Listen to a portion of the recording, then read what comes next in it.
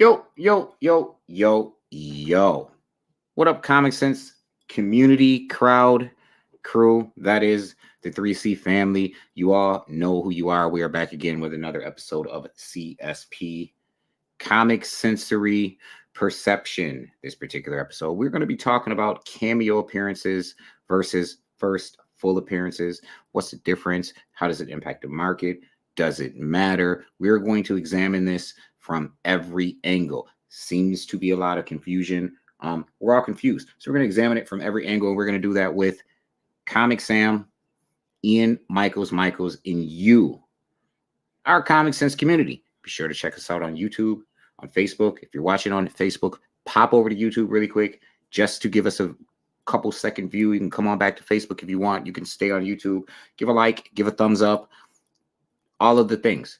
And on that note, we're going to keep the lights on. You don't want to like and follow Comic Sense on Facebook. Join our Comic Sense Facebook group. Check us out on YouTube. Subscribe to the channel. Follow us at Comic Sense on Instagram and on the Twitter. As always, I am Issue X, and we're going to get this show on the road. First and foremost, bring in the homie ComicSam. What is going on, everybody? I'm really excited to talk about cameos versus first appearances. What a highly debated topic in the comic community. It's going to be fun. And now for the man himself, Ian Michaels. And Ian Michael. What's up? And that was his shout out to the people really quickly before we get into it. Shout out to the people. Yeah. No. Sorry. I'm going to pop your comments up. Shout out to Peter Maresca, Sam Murdoch, J-Pop, 716 Straight Edge, homie Sam Murdoch. Awesome. Everyone, yes, if you could follow Sam Murdoch's lead, pop on over to YouTube really quickly. Watch the video for like 2 seconds. Then come on back here to the Comic Sense Facebook page if you want, or you can stay there. Give a like, thumbs up, or thumbs down, whatever the case may be. Just don't do anything. Everything helps. As always, we appreciate you. And we're going to get this show on the road. Who wants to start? Because you already know I got some things to say. You should probably start it. You know, and it's kind of funny this topic came up only because I was at one of our local LCSs here. I was picking up my weekly pull books and actually had the discussion about it's Dark Horse Presents, which CGC was mislabeling as the first appearance of Aliens for a while. They've since gone back and corrected that. They've now said that the actual first Dark Horse title of Aliens is the first appearance. But, you know, there was a bit of that discussion and it actually came up. Like, who determines this?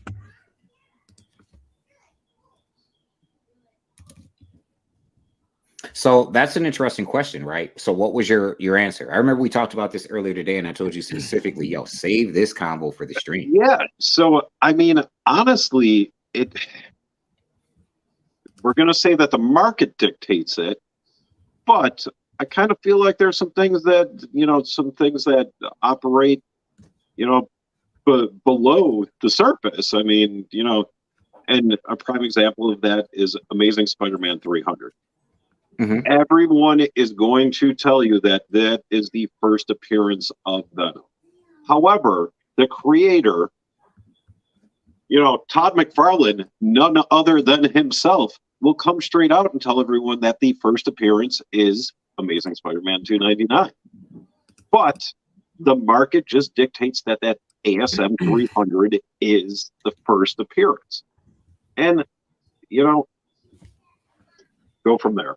I think we're getting ahead of ourselves. About that. Yeah, we are. And I want to set a bar right now so that we can, and we're going to set some bars. We're going to set a couple bars, but right now I'm going to set a bar. So what we are talking about right now for all of those viewing, first cameo appearances versus first full appearances. So the tell debate, me-ish. Well, really quickly, Sam. Yep. The debate has always been, what is a cameo versus what is the first full appearance and why? I have some thoughts. I have some answers. I like what Ian said, but I'm going to turn it over to you, Sam, before we really, I really get some stuff off my chest. So that's what it. That's the question. I think you have to try to identify that first. Is what is the difference between Cameo and First in your mind? So when I look at it, because I really have been thinking about this for some weeks, this is what last week's episode was going to be about, but the community asked for something different. So I've been thinking about it, right? Why is there such a non-conclusive, non-decisive determination about about the difference between a cameo and a first appearance in the market, in the common sense community as a whole, and why has it been for so long? So I really thought about it. And my opinion, my conclusion that I came to, and it's opinionated, is that the definition of a first appearance is not what you would think literally. Meaning a full appearance or a first appearance is, by comic terms, just from my understanding, from what I've seen, is when that character fully appears in a book, as opposed to on a panel or on a cover, i.e. Gwenpool's first appearance, which was actually on a cover versus in a book. However, the Howard the Duck #1 is considered her first appearance because she's fully in the book. And I think that is the definition that the market has trended towards, and for tons of reasons. I think it all goes back to Hawk 180 versus 181. I think that may be the progenitor of this entire debate. And I think there are reasons for that. In my mind, the first time I see a character, period, is that character's first appearance. They give you a full panel, full body with dialogue. How is that not a first appearance? Again, I think it comes down to, by definition, by this unspoken comic community definition, a first appearance is when you are fully visible in multiple pages in a comic book. I don't agree with this definition, but that definition seems to be the market standard. I think it's tough because there are so many examples of that not holding water. Absolutely. Across different books. So it has become, what does the market decide more than what is our definition? Because I agree with you on that definition. Multiple panels, name, having some kind of relevant story or action or, something. But as we'll go through with some of these images of like cameos versus first considered fulls, we'll see that it doesn't always fit. It's really interesting. I can't wait to get your take on some of these that I've pulled up for today.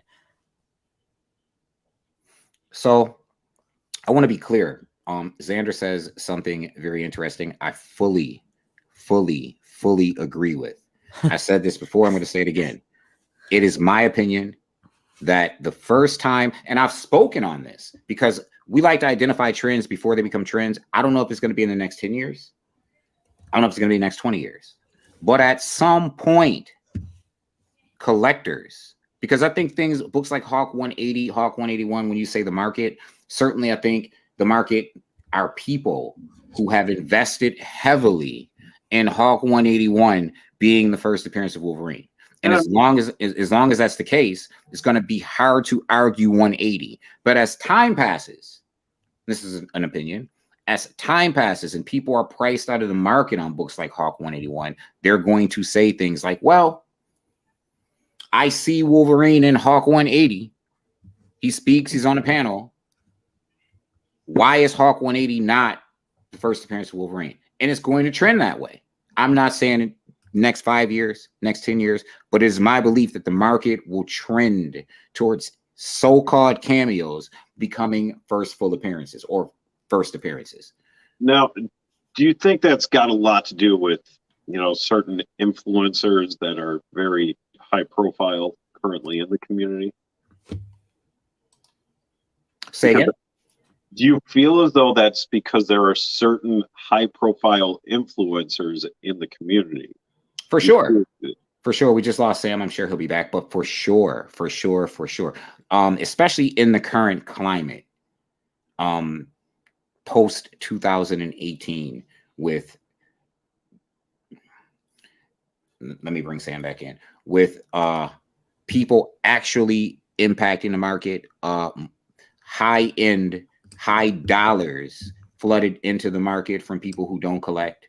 They say hiding money, wealthy people, the exclusive cover boom, which put retailers in a position to directly influence the market outside of sales. Sam, again, we lost him, which puts retailers retailers can directly influence the market. And we have social media sites and platforms that enable retailers to directly impact and influence the market, i.e. your eBays, whatnots, things of that nature that allow retailers to have a greater impact on dictating what is hot, the value of things in the market. And many of the social media go-to sites follow suit.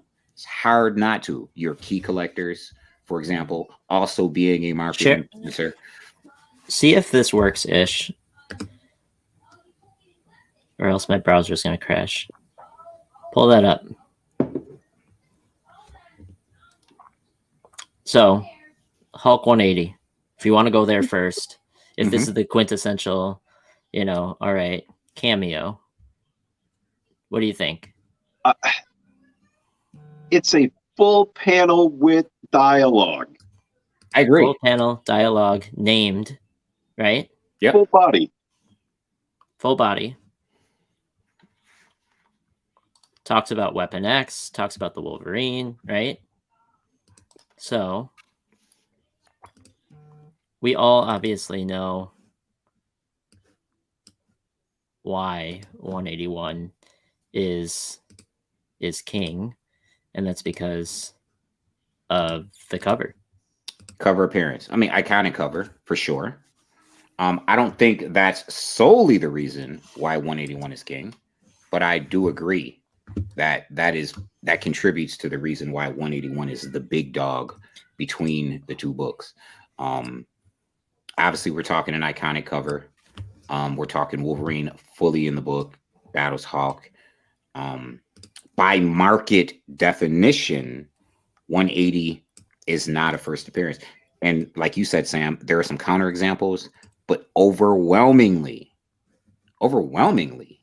there are examples where, and there's one-offs, right? Like, for no reason, certain books, what would be by definition a cameo, by market definition a cameo, certain books are considered first appearances, even though you get the character on one panel. For the most part, in most instances, one panel, even cover appearances, and one panel, i.e. Uncanny X-Men 282, which was considered for a very long time to be the first appearance of Bishop, first cover appearance and full panel, and he speaks. However, now those who are influencing the market for a reason or another have pushed 283. 282 has better value, but have pushed 283 to the fore as the first appearance of Bishop. He's fully in the book, and I think that's what they're going by. And there's some other anomalies too. We're going to talk about Uncanny X-Men Annual 14 versus 266. I got all that for you. Yeah, we're talking about panels. I got it all ready. We're going to get into ready to go. Hopefully you have Amazing Spider-Man 360. I've got it all. All right. I got it all for you to talk and debate about. But I mean, so you look at a book like 181 Batman kicks number off 100. with this, and then it goes. Right. It just goes. 180, 181 is, in my opinion, we're going to call this the father, the progenitor of the first appearance debate. 180, 181, because those are the biggest books. Those are the most debated. Okay. That's always the go-to book when people have this conversation. You want me to give you the list? You can go, yeah, please, by all means. I've got screenshots for Alpha Flight, Apocalypse, Alpha Flight 120 versus 121 on Cameo. Carnage, Gambit, Living Tribunal, Mystique, Taskmaster, Venom, and then we take it modern. I got Hellboy, Ironheart, which I know you love. Jessica Cruz, Punchline, which is one that doesn't fit what we're talking about right now. Sure does. No, well, I mean, it doesn't. It doesn't fit what we're because we're labeling as first. Because is Punchline arguably? I've got some Star Wars. Is Punchline arguably, and this is a question I'm posing to the panel and even to those watching along and commenting in the stream, is Punchline arguably a cameo? I mean, you see her chin. You want to see it? Yeah, pop it up there. I've got some detective work if you're ready. Oh yeah, pop it up there. Hell Arisen, there's 3 pages with her in there. And we know that Hell Arisen, they put that on there because, you know, there was a ton of hype around this character. Tiny just wanted the character in there. So this is the first panel she appears in.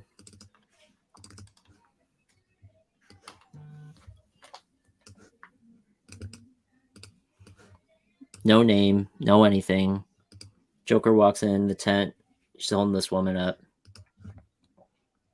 Second panel.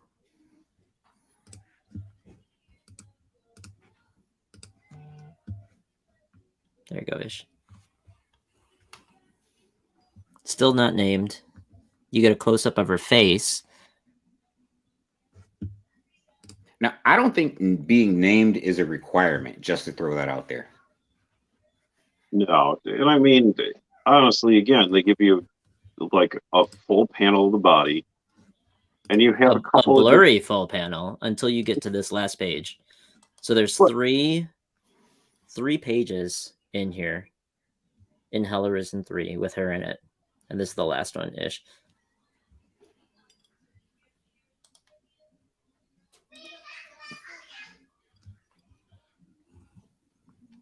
Named, besides holding that woman up, doesn't play a larger role. So I'm gonna go on. I'm gonna just go out there and say I don't think that the role a character plays in a book contributes to the character's first appearance. I think we see her enough for that to be considered a first appearance, as opposed to, and this is the one, and probably not the only time, but the one time I will argue Hell Arisen 3 as a first appearance versus Batman 91, because Batman 89. Yeah, Batman 89. Excuse me. Here. You see her chin. That's it. That's what you see. Like something like that could be retconned. Now, Tynian's gone on record to say that 92 is her first appearance. Is her first full. And as we know, 92, I mean, I think that's some low-key designer. Spec. You got the designer covers, both the black and white and the purple. Yeah. You've got the Art Germ 92. Yeah. I love that book. Then you got the one per store. No, it's 91. The full panel, like first appearance, it's too bad they didn't wait to reveal her, because here, I'll pull that up for you. It is one of the best debut shots maybe ever. It's awesome. It's dope. I don't know about ever, but it's really in terms dope. of modern. Yeah, maybe one of the best modern like splash firsts. It's pretty awesome. Again, I understand what James Tynion said, and I understand what his intention is, but I think he's convoluting the issue. If we're going by our definition that the first appearance, or at least mine, that the first appearance of character is the first time you see that character, fully see that character, then I have to go with Hell Arisen 3. I mean, the market I have to go with Hell Arisen 3. Right? Right. That's the book. Right. The market's decided it, but I agree with the market on that particular book.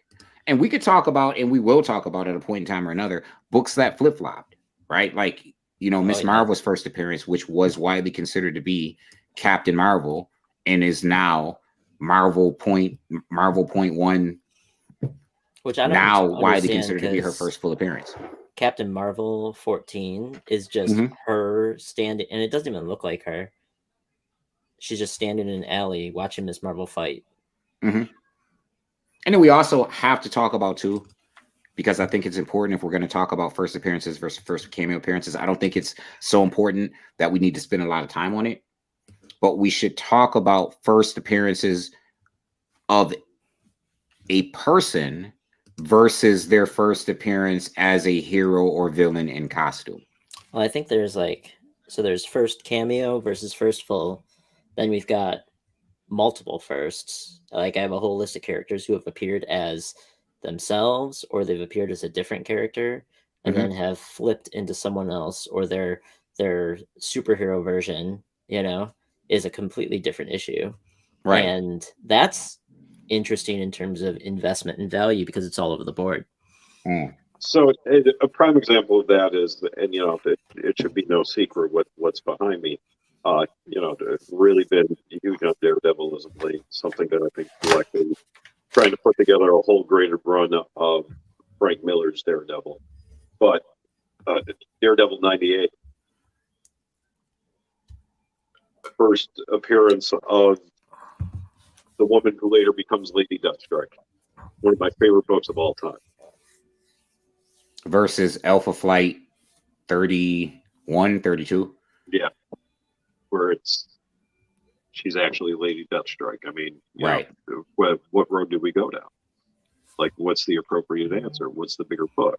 So for me, that's easy. I'm always going to value the book where I love that I have the first appearance of Eddie Brock, but I want the first appearance of Eddie Brock as Venom. That character matters more than just Eddie Brock. If Eddie Brock doesn't become Venom, he's just one of Spider-Man's recurring cast of characters, not even a member of his Rogues Gallery. Just a Flash Thompson, which matters. If Flash Thompson is important to Spider-Man, so that matters for sure. But yeah, obviously you want the character's first appearance as whatever hero or villain they're going to become. What about, and this is the oldest one I could think of, Hank Pym, Tales to Astonish 27. He does not become Ant-Man until Tales to Astonish 35, and 27 is a huge Silver Age grail. Huge book. But all of Ant-Man, Giant Man, all of the theater, all of them are huge books. Huge books. Not as big as that first, though. That first is the first Hank Pym. That's a grail. I mean, it's low printed too, but not only is low printed, it's old. It's old, like 1962 old. Right. We're talking a Silver Age book. An example that's like, okay, some of them follow, some of them don't. Like Ali says, look at Adam Warlock. What a weird situation there. So you've got the Cocoon and him. Stranger. Yep. And then you move into Thor, and it's just him. And then it flips to Marvel Premiere 1 when he is resurrected or whatever by the High Evolutionary. And then he's Adam Warlock. Like, it's so convoluted. Peter talks about Carol Danvers. Carol Danvers first appearing in Captain Marvel 18, I think, or something like that. And then first appearing in Marvel Superheroes 16, and then switching to Captain Marvel, or getting powers in Captain Marvel 18, and then Miss Marvel #1. Like, it's all. That's really convoluted, though, because many people consider Miss Marvel #1. It's so convoluted to be Carol Danvers, Miss Marvel's first appearance. Really convoluted. We were talking about Magic. What's actually Magic's first appearance a week ago? What I mean? That's the one I thought kicked off this whole let's go into firsts versus cameos conversation, because we were on that for a while last week.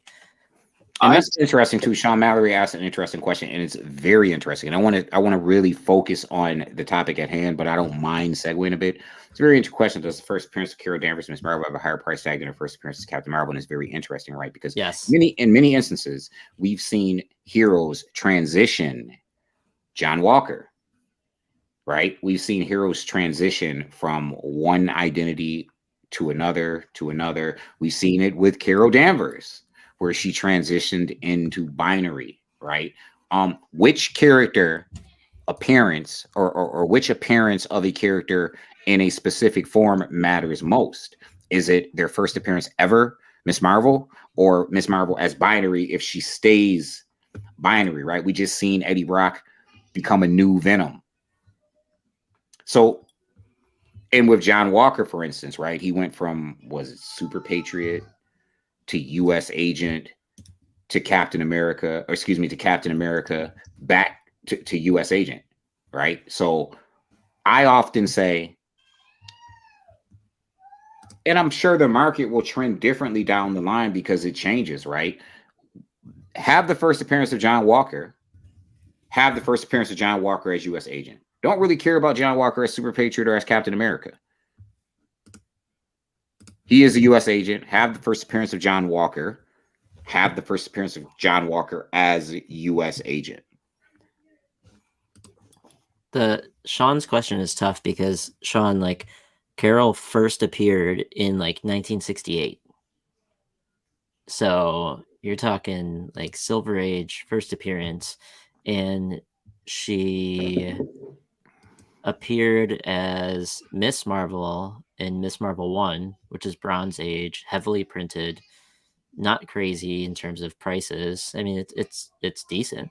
And then her first appearance as Captain Marvel was Avenging Spider-Man 9, which was really high, like pushing $750, almost $800, and now it's back down, I think, to like a $300 book in 9.8. So Captain Marvel, in terms of Carol Danvers, has been all over the board, but like it's interesting because I thought,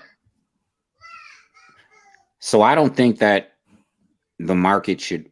I think Miss Marvel, her first appearance as Miss Marvel, ultimately will be a better book than her first appearance as Captain Marvel, because we're not talking it's a classic series, right? Well, we're also not talking a power change like when she became binary. Exactly, right? She just took on the moniker, right? You know, there's some value in Captain Marvel becoming Photon, becoming Spectrum, but the value is in the first appearance of Captain Marvel. I mean, if you want good spec, the last Miss Marvel #1 9.6 sold for $184. It's a book from 1977. But I love the book. Yeah, but go get it. People should go get it because it's down bad. You know, sold at 9.6 a couple years, early 2000s. And like 9.8s are 9.8. A 9.8 and a Miss Marvel 1 right now is under $1,000. A book from the 70s. Arguably, it's a good book. Arguably, it's a great book. Arguably, and it is arguable, but there's a very good argument that Captain Marvel is the face of Marvel Comics. From Marvel Comics' perspective, she's the #1 superhero. Especially if you read Captain Marvel 50, it clearly establishes that she is Marvel's #1 superhero. They do a full recap of her run, and Scarlet Witch breaks down how she beat all of the Avengers. Like, she's first in line. It's pretty much what Scarlet Witch tells her. Like, she's at the forefront of Marvel's Earthbound superheroes. And of course, in that run, she single-handedly defeated the entire Avengers roster over a course of, I think it was issue like 11 through like 14.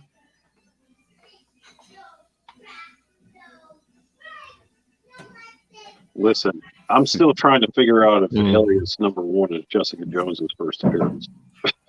I like Alias #1. Okay, Alias? so why wouldn't it be? She doesn't appear anywhere else. Well, no, the according to, and I forget who wrote the book, they said that she appeared in like an early issue of Amazing Spider-Man as a kid. No, they retcon that. Oh, did they? Yeah, they basically say that, a girl in a panel, that was Jessica Jones. She never existed in the Marvel universe until they wrote that book Alias, and then they tied her backstory to Peter's, which is cool. But that's how they did that. It's kind of like how they have implied, not the case, but how they have implied that Madeline Pryor first appeared in Avengers Annual 10 as a little girl named Maddie Pryor. Yeah, no, Not the same character, but it was implied. Many people will try to tell you, such as the unfair market.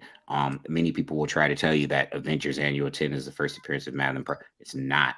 It's Uncanny X-Men 168. However, I'm still sticking behind the fact that Wolverine 84 is the first cameo of X-23. yeah, we're gonna move on from that. But so just to bring this back full circle and get back on topic. Cameos versus first full appearances. And I want to hear from the viewing audience what some examples where you're set in stone. This is a first full appearance, or it is a cameo appearance, or what have you. And the reason why is because in many cases at Comic Sense, we talk about investing. We talk about speccing. So it is important, right, for us to differentiate our personal opinion from what the market is going to do and how the market is going to trend. We don't want to leave anything on the table. There you go, Ian. Yeah, I don't know why oh yeah. Your first so-called appearance of Venom, right? So how does that work, right? If we see a body part, are we calling it a first appearance? Well, so that's 298. Here, I figured out how to share all of them. So 299.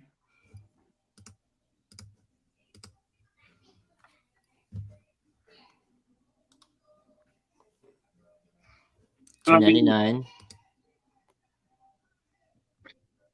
And then the first, you get this in 300, and then the rest of the issue. Once he debuts halfway through, it's him fighting Spider-Man throughout the entire issue. Reveals that it's Eddie Brock, all of it. But this so go back to 299. I mean, that's an incredible splash at the end of 299. So again, debatable, right? The first time you see the character, in my opinion, it is a first appearance. But then there are circumstances that are questionable. This is questionable in my book, similar to Punchline. This is a questionable appearance in my book. It's almost like seeing a silhouette. Is it really an appearance? But then there's that. And there you go. And that is the panel that the creator talks about. Right. And of course, the market is going to call that a cameo. Every time. Not every time. 8 out of 10 times, the market is going to refer to something like that as a cameo. Yeah. Because the market, and I think we've set the bar here. It is my opinion that the market defines appearances by them being fully in the. They have to be on, at the very least, multiple pages.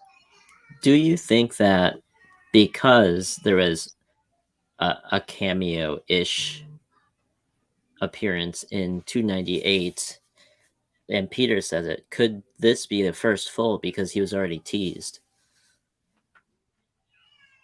Say again? Could this be a first full because he was already teased in 298? Like, how many cameos can you have? Well, I mean, they gave Silk 3 cameos. She appeared in ASM 1 on some level, 1, right? Yep. ASM 1, ASM 2, ASM 3, and then you get first full in ASM 4. There was a character who appeared in Nightwing in 2021. Brilliant Nightwing series too, by the way. Can't think of his name right now. Nightwing's say again? The Heartless. The Heartless, right? So Nightwing 78. You kind of get a cameo, and then 79, kind of another cameo, and I think 80 you get a cover appearance, and then 81 you get like a first full. It was really, really, really difficult to pinpoint. Okay, what are we gonna call Heartless's first appearance? Ghostmaker, right? Ghostmaker appears in a full page spread in Batman 100, but Batman 102 is widely considered market. every so-called reliable source. If you're only using Key Collector for spec, it's not spec, it is disrespect. If you are only using Key Collector for spec, it's not spec, it's disrespect. But every so-called reliable source says that Batman 102 is the first appearance of Ghostmaker. Even though there's a full page spread, double page spread in Batman 100. This is one of Ian's favorites. This one kills me. Yeah, it's one of Ian's favorites. So in 359, they give you Cameo 1, which is the symbiote. Mm-hmm. The actual red little like symbiote. Yeah. And then you get this. Like, it's a full page of dialogue. Like, Cletus Cassidy also debuted in 344. Yeah. Mm-hmm. So this outright kills me because in my mind, I get it. Like, this whole run, Carnage is one of my favorite characters. You know, maybe I don't know. I mean, when this debate was brought up last year, there was like a couple years ago, right? The book started getting hot, but there's nothing that's going to beat that, man. Like, yeah, that was very striking when I first saw it as a kid. Bought off the newsstand, it was just very striking. Yeah, how do you not want to own as many copies of this as possible? It is one of the best, in my opinion, Spider-Man covers of all time. Okay, so and then it kicks off with that, which has become a classic, classic Carnage image, and then it just runs. Like, the whole book is just running through like just sadistic acts by Carnage. 361 is nuts. But so 359 is a very underrated key in the same fashion that Secret Wars 8 is not. Right? 359, I think, needs to be appreciated standalone from 361. Of course, I'm always going to take this book over the first appearance of Cletus Cassidy. Should have the first appearance of Cletus Cassidy, but to me, the most important appearance of Cletus Cassidy is as Carnage. 359, though, we're talking the first appearance of that symbiote. Mm-hmm. Period, point blank. Like, we're talking the first appearance of the Carnage symbiote. Yes, so 358, not 358. 358, I'm sorry. We're talking the first appearance of the Carnage symbiote, which I think matters in the same fashion that Secret Wars 8 matters. First appearance of Clintar, right? That's the name. The Venom symbiote. The father of the symbiotes, of all the known symbiotes on Earth. Father, grandfather, whatever you want to call them. They all come from the Venom symbiote. So I think 358, for those who are listening, some spec talk, is a very underrated key. It's just kind of a shame that they never truly did Carnage justice. That's really small. I know. It looks like we're looking at some Rob Liefeld. This is not Rob Liefeld. X-Men Annual 14. Yep. Not Art Adams either, who did the cover. So Gambit is on multiple pages in this book, though. It's on like 9 pages. Right. 9 pages. So this one is easy. And for me, this one is easy. A full page of speaking with Storm. Yeah, right? This is Gambit's first appearance. But all reliable sources cite Uncanny X-Men Annual 14 as Gambit's first full appearance. The market, shady, unfair market, and that's not going to hold. Well, the unfair market is dictating that Uncanny 266 is the first appearance, and that's not going to hold in the same way that Secret Wars 8 didn't hold as the first appearance of Spider-Man with symbiote suit. I think this particular instance is really interesting to me because this book was supposed to come out. This was his appearance, the first time he shows up full body, and then he's throughout the book. But this was supposed to come out before X-Men Annual 14, and it didn't. So chronologically, like, this X-Men Annual 14 happens post issue 266. Yeah, but that's the same situation with Secret Wars 8 and Uncanny 252. Correct. No, I know. Same exact situation that Secret Wars 8 was supposed to drop before 252, but 252 dropped first. This is an example of the cover winning. That's a horrible cover. It's one of the worst covers ever. People love this cover. Yeah, I mean, you have to call it the first cover appearance of Gambit. It's really bad artwork, but you have to call it the first cover appearance of Gambit. Second appearance, first cover appearance. You have to call it. It's what it is. It's what it is, and it's kind of cruddy that the market is dictating that this is the first appearance when it's by far the market leader. Yeah, by far, for now. By far. It's the market, but the market, that was the same with ASM 252 and Secret Wars 8. ASM 252 for a long time wasn't even close in value to Secret Wars 8. Wasn't even close. Wasn't even close. And the market flip-flopped. And I don't think that had anything to do with market influencers. I think it had to do with people, the community, purchasing comic books. That's what I think it had to do with. And I think the same will happen with X-Men Annual 14 versus Uncanny 266. At some point, the market is going to trend in the opposite direction. And people are going to say, wait a minute. Why am I shelling out $400, $500, $600 for 9/8 of 266 when X-Men Annual 14 dropped a month ahead of time and this guy is all over the book? Yeah, and I mean that's why ASM 252. I mean the market's already gone in that direction. Yep. Like ASM 252, that is the first appearance, no doubt, hands down. Secret Wars 8, yeah, it's a great book, but it's now being touted as the origin of the Venom symbiote. Secret Wars 8. And 252 is widely considered by reputable sources to be the first appearance of the symbiote and Spider-Man in the symbiote suit as well. Because it is. Now we're talking a different argument, right? We're talking, do you expect me to be stupid? Do you expect me to say that I saw ASM 252 after I saw Secret Wars 8? I didn't. Are you expecting me to say that I read Uncanny X-Men 266 before I read X-Men Annual 14? I didn't. You know why I didn't? Because it wasn't out when I was reading X-Men Annual 14. I'll give you an easy one real quick. But it's one that's been talked about. I think you just gave us the two easiest ones out there. First Mystique. Tough, right? 3 issues across Captain Marvel. Watch it though. So look at cameos, the panel. cameos. First fools, like which one? And then she appears as someone else, not even in the Mystique guys. Well, here's the Mystique panel in 16. Right. So right here, that's it. Right. Appears as the character Raven. Now, this has reached some really, really high prices. Well, that's not her as Raven Darkholme. That's her as no, but they call character Raven, and then right. But that's her as the most famous alter identity she's ever had. I just can't think of the name right now. When she was working for the government. But then this is the only panel in 18. Mm-hmm. So I mean, I think you got to get a bit the Hulk 180, 181 treatment. Well, it's interesting. So did you 16 as well? 16, 17, and 18? Not in 17. I believe she appears in 17 in a guise. Just in a guise. But like these are the two debated.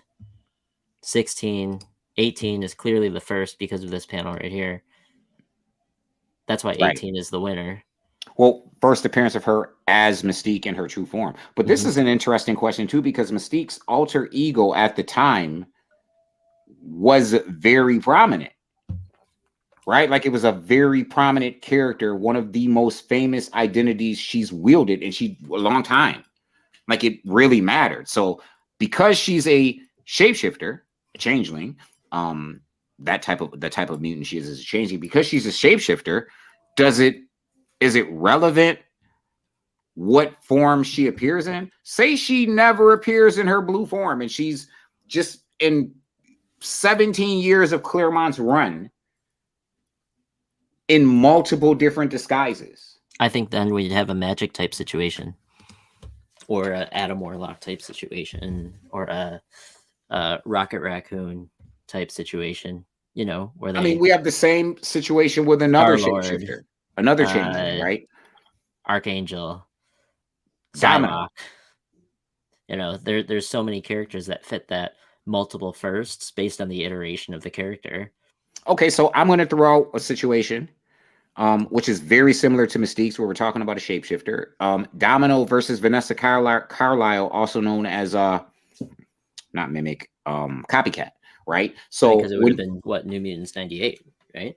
Well, New Mutants 98 would be Copycat's first appearance, right? Correct. Yeah. But then you have X-Force number 8 versus X-Force number 11, right? So X-Force number 11 is your first in-story, and this is really weird, right? So X-Force number 8 gives you a cover appearance of Domino, and it gives you Domino all throughout the book. But the entire book is a flashback. But yet, X-Force number 11, which many consider, not the market has changed on that, but many consider to be the first appearance of Domino because it's not a flashback and it's actually a present day version of Domino. However, X-Force number 8, you get her on the cover. So that's certainly a first cover appearance. And the entire book is a flashback, but the real Domino is in that entire story. Who cares if it's a flashback? I mean, and that's always been my argument when it comes to that book. Like when people try to tell me that it's 11, I laugh in their face. No, I agree. It's utterly ridiculous. Who cares if it's a flashback? She's all over the book. She's on the cover. Like there's no question, doubt. It's the dumbest thing ever. I agree. However, and this brings up another question as well. And I'll put Sean's comment up. However, there are instances where flashbacks aren't considered to be first appearances, and present or modern day appearances trump flashbacks. Sam says Mystique follows the same route as Copycat and Domino, which we're talking about, which also begs the question: what is Copycat's true first appearance? Her first appearance in New Mutants 98 as Domino, or her first appearance as Copycat? The same argument you have with Mystique's two so-called first appearances. I don't know. Again, it's the argument I made. If her most famous identity is as Domino, then New Mutants 98 is her first appearance. She's in the book. She's just using her powers. It is not Domino. It's Copycat. I still think you should have her first appearance in her true form. But if we're talking about, it's interesting, right? Because we're talking about a character that can shapeshift. Does it matter what form they take when they make their first appearance? Or does it? And do they have to appear in their true form for it to be a first appearance? I.e. the Mystique argument.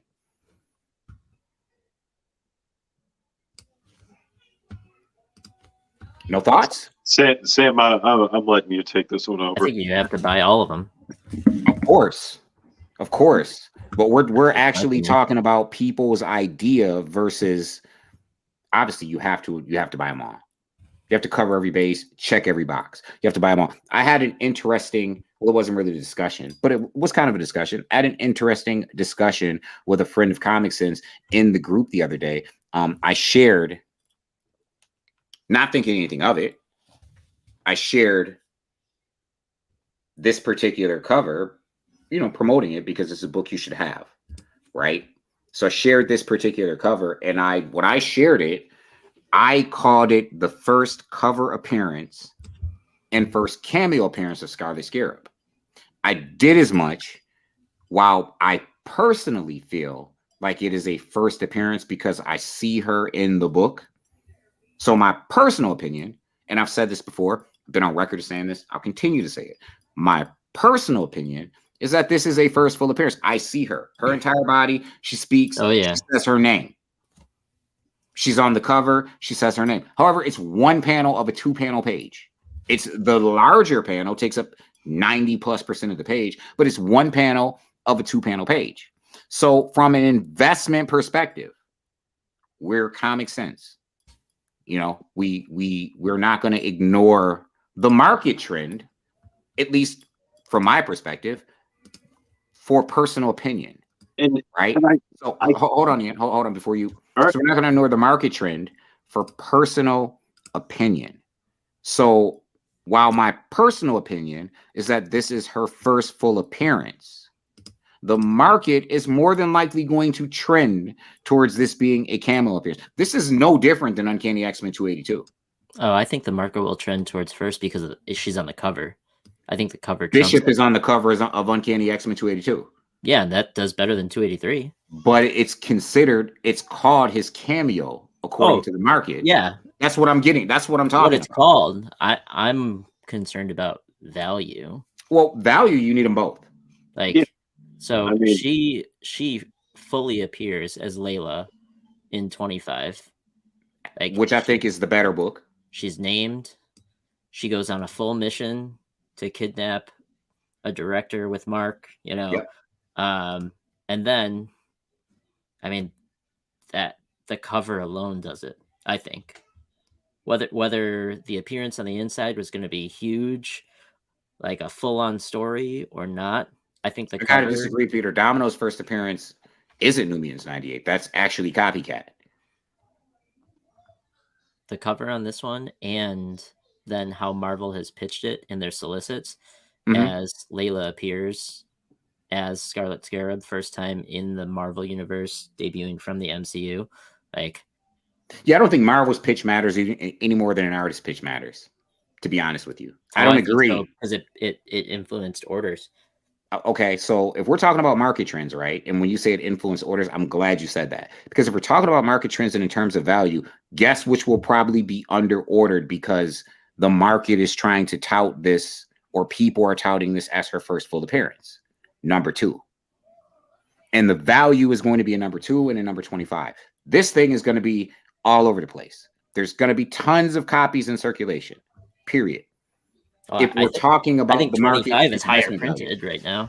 Yeah, but I don't think 25 is higher circulated because of the cost, the cost of the book. Yeah. Higher printed versus circulation isn't the same, and the cost of the book. I think that Art Germ 1 in 200 had people going nuts. You think retailers bought 200 copies? Sam, from a retail perspective, listen to what I'm saying and then give me your opinion. From a retailer's perspective, a retailer who has to listen, they have to account for who's most retailers don't genuinely care about spec, right? They're not really, I'm talking brick and mortar retailers. They're not looking at spec. They're looking at walk-in traffic. They're looking at how many people have pull lists. And they're looking at who's going to walk in my store and buy these 200 copies of this book on my table over the course of a week. That's really what retailers who have brick and mortars across 3,500 to 4,000 brick and mortar comic stores in the United States. We're not talking online sellers. Yeah, and we're not talking live stream sellers. How much was that book? Wasn't that $9.99? Yeah, it was a $10 book. It's $5 like per book, a retailer cost. I got to tell you, like, as someone going out and buying books, like, I see a $10 book, and I mean, let's face it, when it comes to your big books at LCSs, no one's walking in and like they're saying, yeah, let me get Moon Knight on my pull list. I just told a story. We're back in 2021 when I was working at a comic shop and Venom 35 dropped with a ton of covers at $9.99 a cover. The owner of the shop said to me, man, just order like 5 or 6 copies.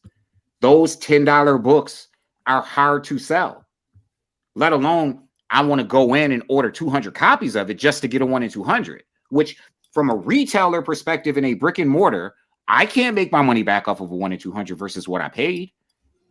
I don't know. I think they hyped this one up enough. There are local comic shops around here that had 200 copies. There's copies all over the internet still for sale, under cover price. Yeah, like, for sure. There are a bunch of exclusives. For sure.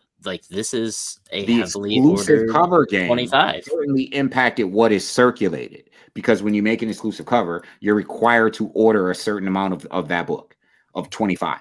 So the exclusive cover game certainly impacted what is circulated, but what's in print versus what is circulated is not going to be the same number. Certainly more in print versus what is circulated. I can even find out if I can back order it. If I'm able to back order it, then certainly what's in print is greater than what is circulated. I haven't even tried. To back order it. Well, no. But it's very unrealistic. Even if you have anecdotal evidence, it's very unrealistic for a majority of brick and mortar retailers. Keep in mind, that's what I'm emphasizing. Brick and mortar retailers to order 200 copies of any book, let alone the most expensive cover priced Marvel book. Of any book. It's unrealistic. In most cases, they don't. 200 copies of any given book. Well, I'm not any saying Marvel that book. brick and mortar retailers would impact like the value of this book. That's what I'm confused about. Like, if the books are out there to buy lower than cover, they're not gonna, like, Moon Knight 25 is not gonna be a scarce book. Like, it's out there. I don't agree that because the book is still at cover price, that it's not scarce. I don't think it's scarce. I just don't think it's heavily ordered at all. I don't understand. I think it's like Amazing Spider-Man 25, which has tanked. Duh. I mean, it was never Amazing Spider-Man 25 was never more than a cover price book, though. The best part is they came out with the second print for that. What necessitated the second print? There's 1 billion copies of that book at just about any comic book shop that you walk into. Mm-hmm. Yeah, I don't think. Again, I just want to be clear. I don't think because a book isn't is still cover price that means that book is in mass circulation at all. I don't think that one necessarily equals the other.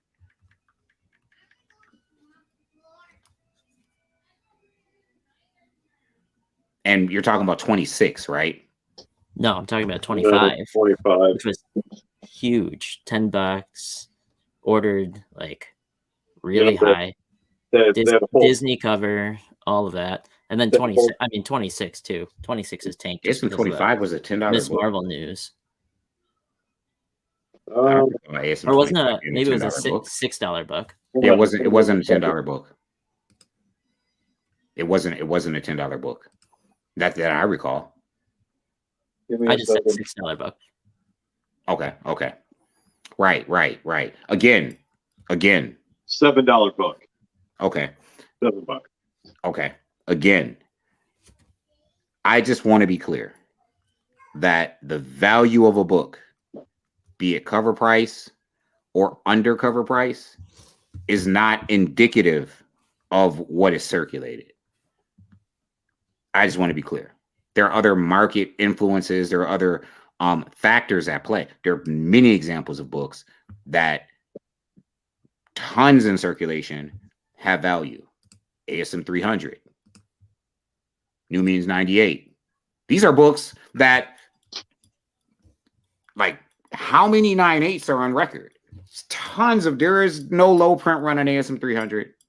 There's no scarcity on New Mutants 98. They have their value. They absolutely have their value. They're also 30-year-old books. Tons of people ordered Amazing Spider-Man 88.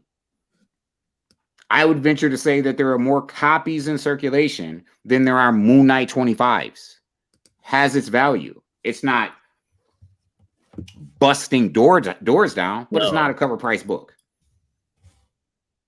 It's not a cover price book. Yeah, New Mutants 88 cover B or cover A. Amazing Spider-Man 88 cover A is not a cover price book.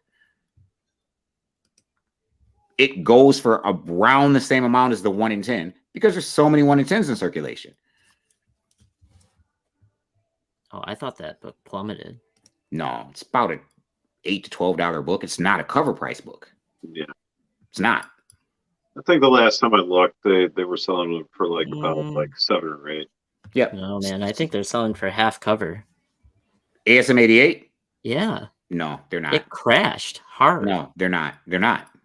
They're not. Okay. Like that book plummeted. ASM 88 is not a cover price book. I think the design variant is good. Design variant is a 1 in 10. Tons of them out there. Yeah. Tons of them out there. I think the A cover has like tanked hard. Tons of design, which speaks to my point. There are tons of design variants out there, and it's just not indicative of the cover price on that book, which no one is selling ratio for ratio. Well, some people are, but the cover price on that book is $4.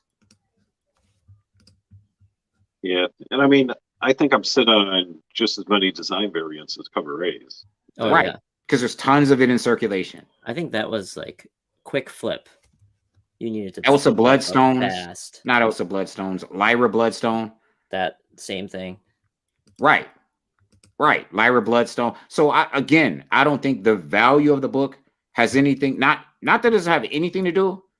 I don't think that you, in all cases, can correlate the value of the book, whether it's cover price or not, with what is in circulation. Because people, again, we're talking about market trends and what people are willing to pay for. People want the book. They want to stack up on the book. I don't even see ASM 88 on eBay. Maybe because I didn't put a hyphen in Spider-Man. Should I have to? Oh, Isn't that the way that it works? I guess I have to, right? We're just gonna take a look here. Sam, you can pull it up if you want. I see the Beyond, the design variant. Sold sales. Yeah, I got some on here listed right now. Buy it now. $14 for the design variant. Yeah, $14 design. $3.99 for the second print. Let's see. $9.29, $14.39. I see the lowest is $5. Which what's the shipping on that too? The lowest I've seen one listing for $5. $2 sold with $6.50 shipping. $9.29, $14.34 sold with $7 shipping. I'm always looking at what you have to pay now for it. And the average is about $8-9 right now. I see one for $5. The rest are about $9, $14.39. We're just obviously this is just one source, right? We're just looking at one source. Sure, any of these were the best offer. Someone's got a $7.99. So the average is about $8. Double cover. $5, or excuse me, $15. I'm just scrolling down the page. I saw one for $5, and the average is about $8. So double cover on average, which I mean, I think its high was about $15 anyway. It wasn't like it was a $30 book. At its height, it was about $15. I mean, you can get a 9.8. No, it's a 9. Yeah, 9.8 for bucks now. $50-$60. Right. $49. CGC 9.8, $49. Still like the book. And it all depends on what they do with this character. Here's oh no, that's a different cover. Yeah, about $8 is the average. About $8. So double cover. All right. So I got about 10 minutes left. So let's queue up some more examples. What? Yeah. Got a big day tomorrow. I'll show you a weird one. So I just wanted to say, Xander, I appreciate the sold listings because I think sold listings matter. I think it has to be comparable. Whenever you're looking for something, and obviously we don't mind straight up talking, we're going to talk about some spec too. Whenever, and this has nothing to do with that particular book, just to the community. Whenever you're looking to evaluate prices on a book, certainly if you're using eBay, look at sold listings, but don't ignore what you have to pay right now for the book. That should be compared to sold listings, because what's going to matter first and foremost, it may have sold for this price yesterday, but what do I have to pay today? What do I have to pay if I wanted to buy it right now? I think that if the sold listing is recent, within the past couple days, then yeah, you're good. But if it was a month ago, 2 months ago, then all day you shouldn't be looking at sold listings to base your what you want to flip this book for. You should be looking at what is it available for. We're not even talking about flipping the book, right? Just say you want the book for whatever reason. Either or, whether you're going to sell them, whether you're going to buy it. I don't know, if there's a sold listing for $100, and it was on auction, but the most recent sale was, or the one that's available is $300. I'm going to wait until someone lists it for auction. Right. I'm not buying that book at $300. Right. I don't do auctions at all. But there are times where auctions catch you. So don't do 'em. I bid just a little bit too much on a book, and I think I'm going to get caught. Right. I don't do auctions at all. Yeah. I just I mean, Really? look Oh, at I think auctions are the best. Every Yeah, I once in a don't while, listen, I was grabbing Slab Daredevil like from Frank Miller run before people started jumping in and buying them, Mhm. and I was getting them for like $20 with $10 shipping. You know, and that was through auctions. Now I'm paying at least $50 a book, plus shipping. I'm going to shut up about Daredevil now, though. So Sean says first Nate Summers, Uncanny X-Men 201. First Cable, New Mutants 87. Same character, has 2 first appearances, but was Cable always meant to be a grown-up Nate? Was it a name retcon? It's a classic example of the first appearance of a character versus the first appearance of a character as who that character, the superhero, right? The character as the superhero, which is why New Mutants 87 has more value than Uncanny X-Men 281, and it always will. To speak to Sean's question, I definitely don't think it was a retcon. I think Rob Liefeld just took seeds that were planted by, Chris Claremont created his character. We know the character exists. I'm going to use this character. I'm going to bring this character back from the future. I'm going to write the entire story. And I think I'm not really a fan of Rob Liefeld as an artist, but Rob Liefeld created some of the greatest X characters in comics today. He created some of the worst, but he certainly created some of the great X characters in comics. And I think he just took this obscure, what Chris Claremont probably intended to get back to Nate Summers, because that's how he was. He plant a seed 5 years in advance. Remember, he wrote the thing for 17 years. And then he'd come back to it, i.e. the Mutant Massacre that he planted seeds for years in advance. I think in like 190s or something like that. He planted the seeds for the Mutant Massacre and then came back to it some years later. And great story, but the seeds were there. I think he intended to use a lot of craziness happened, right? Like, he never intended for Jean to come back. He intended for her to stay dead. They made him bring Jean Grey back, which is weird. He intended for her to stay dead. Madeline Pryor was not supposed to become what she became. Cyclops wasn't supposed to look like the greatest jerk in the history of comics like he does because of that whole situation. Like, really weird. So it is my understanding and my opinion from reading the books, I believe Rob Liefeld just said, okay, we got this character, Nathan Summers. Wouldn't it be cool if I brought him back and made him Cable? And I'm sure that wasn't Chris Claremont's intention, if that's what you mean. I don't think it was a retcon. I just think it was a character that was put into comics. The original creator never got to do what they wanted to do with the character, and Rob Liefeld jumped in and said, okay, I'm going to take the reins, run with it. And I'm sure maybe he politicked with Chris Claremont, because X-Force came out not too soon after that X-Men #1 written by Chris Claremont that broke every record in the history of comics. Then X-Force broke all the records right after. Do you know the story with this one? Hold on, let me remove the comments so I can look at it. No, Hellboy. So Yeah. Hellboy, this was a foreign book done in May of 1993. So down here it says Hellboy, Mignola, 93. This is what was inside his concept, first drawing he ever did of Hellboy. And then he's on the cover too, right? Not the Hellboy that we know, but Hellboy.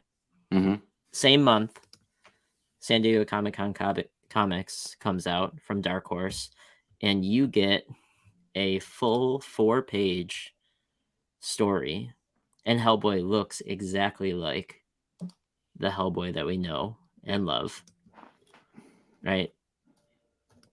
Go on. It's awesome. It's awesome.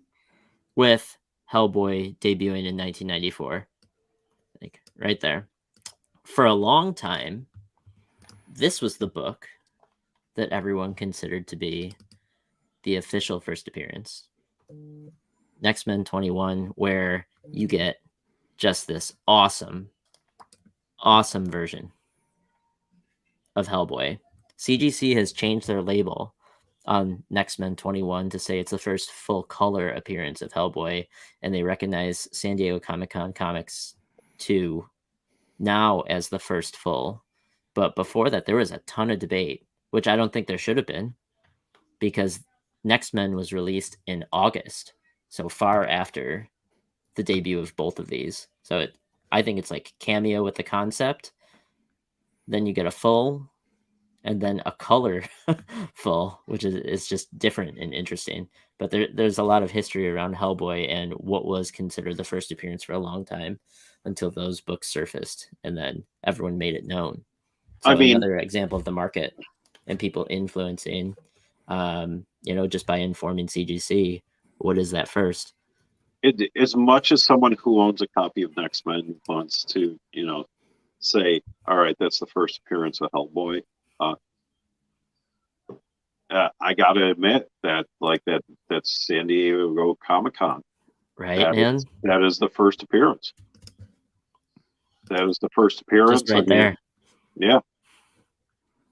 That is the Hellboy that we all know. I need a copy of this book. I'm still here, Pete. I'm just. You and I can hunt for it, Ian. I'm looking for something specific. Listen, some research.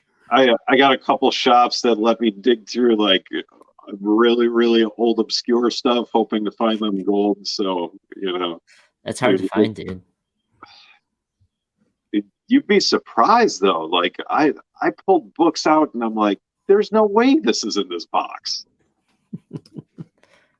And of course, it'd be because I want LCS to succeed. I as I pull them out, I'm just like, as much as I want to buy this, you got to put it on your shelf. Oh, you should just buy them. And it's very interesting that I can't find this pick online. Let them know, hey, this is the value. It speaks to what you were just talking about with Hellboy, and it's very interesting. I'm looking for a specific pick online, and it's like should be online, but for it's what, not. Hellboy?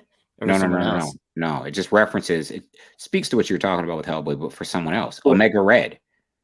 Was there a concept art for Omega Red? X-Men #1, the special edition. There's a sketch concept in the back of the book, and I just can't find a picture of it online, but it's in the back of the book. Yeah, Omega Reds appears in X-Men #1 as a sketch, like a things to come type deal. Oh, I know what you're talking about. And I mean, I have the book. It's not up here. I have it. I'm just looking for. I'm looking for the picture online. So surprising that I can't find it. I think for the longest time, all the covers were actually up here with my books that hold sentimental value to me. What?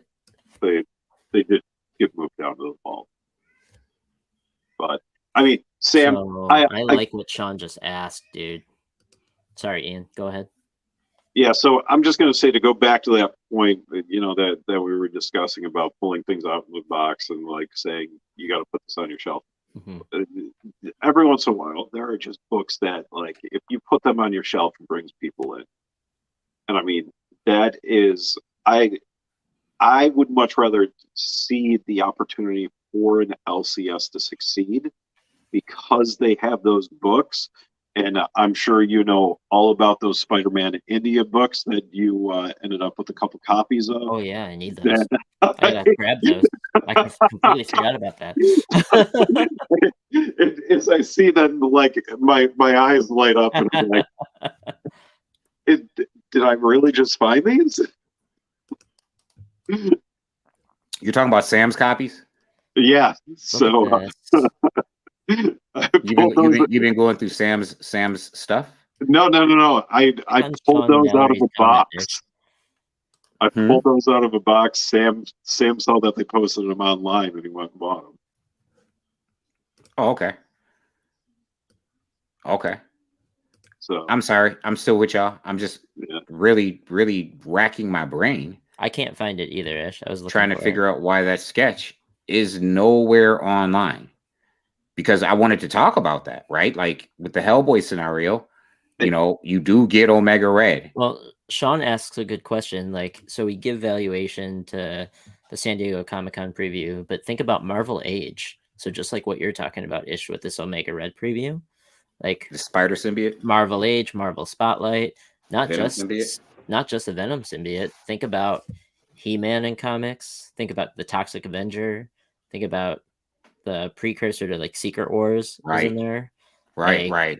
you've got, I mean, there's more. Marvel Marvel Age had a ton of just like really awesome stuff. I think some of Bill's Sienkiewicz is like New Mutant stuff was in there before it debuted in New Mutants. So I don't know. I Yep. haven't dug through a ton of those. I have a couple of like the cool ones. But there has been pumped up kid growing value up- in those significantly over the past couple of years. Marvel Age just wasn't something that, which is why I think there's value and why it's not heavily circulated in some of those Marvel Age issues, because it just wasn't something that ever would appeal to kids growing up reading comics. It wasn't a comic book. It just was in the form of a comic. You opened it up and it was all typeset. It was all just pages you were of, reading the article. right, which, you know, kids want to open up a comic book and see superheroes fighting. You know what I mean? It didn't appeal to, wasn't targeted towards young audiences, and that's probably why retailers didn't order. I like Marvel Age spec. Oh, I We're love talking it. spec So here. cool. We're talking spec Exactly. here. Like a good run of Marvel Age in a decent grade, man, definitely, in my opinion, spec worthy. A good run in a decent grade. Some of those things are just every the time Stan I Lee see, cover. Dude, a Marvel Age in like a dollar bin, I'll just You grab it. Yep, same just here. grab it. Same here. I'm also really, really, really high on spec. Again, nothing that's ringing any bells. Those Marvel Universe Volume 1s, I think long term they're going to matter. Ones? Marvel Universe? You don't remember Marvel Universe where it would just be like A through C? Oh, it's like every character in DC's Marvel. who's who. Right. Got it. The Yeah, Volume I have 1. those. Okay. I just never read them. I used to love them as a kid. Those I loved because So- you just got tons of characters and they told you about them. And it's like, yo, this is really cool. I really feel like those Marvel Universes, those Volume 1s, and I should stop talking before I put together my run. Because, I really feel like those Marvel Universe Volume 1s are really going to matter. Aren't because they doing an omnibus of some of those books? That would be really cool. Or maybe So- the problem is, DC one. I don't know. One of them they're doing an omnibus. The problem is these things came out before Marvel did the time slide, right? Before they even started operating on the concept of a time slide. So the thing with Marvel is they have a written history of pre-retcon characters in those books. Because many of those characters changed or evolved or completely changed by description, by power level, so in many cases you're getting records of appearances of those characters as they existed pre-time slide and pre any retcon. I think those were before, like, I've picked them up when I've seen them in like bins for cheap, but that was before I was reading books. Like my version of that, and it wasn't for Marvel. And it was for DC. It was DC's like Secret Files one shots that they brought out for all of those, like their major books. Peter, so, man, you're specking and you don't even realize it. I'm about to put Peter's next comment on. Also, the earliest Marvel connecting covers, because they all formed to make one giant picture of all the characters in the Marvel Universe. That's cool. That's really cool. Who was the artist? I believe it's Ron Lim. Don't quote me on that. But I know at one point in time, Ron Lim was the guy that they tapped to draw he was Secret Wars. I mean, Infinity Gauntlet. He was that guy who could draw every Marvel character and make them look at the very least passable, if not really good.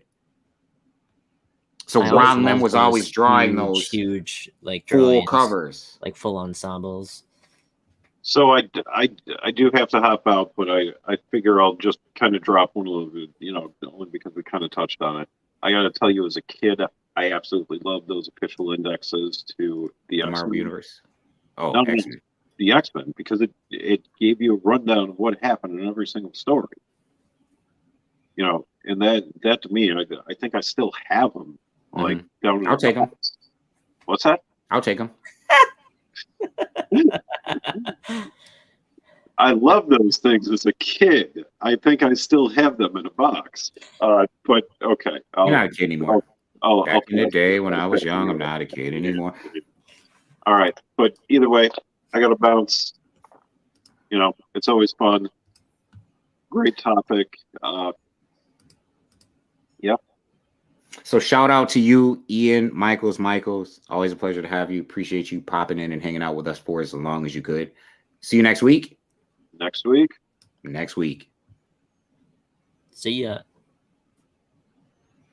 I think that they took like those Marvel Universe style books, and then it's like they outsourced that kind of material to. I forgot Wiki. I forgot which publisher fandom it was, but IDW. No. It's only hardcover books, and they would break down the Spider-Man universe. They would break down the X-Men universe and all of the characters, like every single character. Because I used to have books like that, but I forgot who did them. It was like DK or something, and it was like a guide to Amazing Spider-Man. Like those were sweet. But they stopped doing a lot of that for just in comics in general, which is weird. Yeah, I'm looking at the Marvel universes now because I'm very serious about. Oh, the index books too. They just brought up. So DK publisher. 1 to 10 complete. $118.75 for 1 to 10. So there's that. There is that. Let me see what this guy's. See what the unfair market. Yeah, I really like the spec on this particular series, the original volume. Oh, this guy's got a stack. Oh, he's got. Man, stop it, bruh. I've never read him, so yeah, because he's got the graphic novels. I'm not interested in that.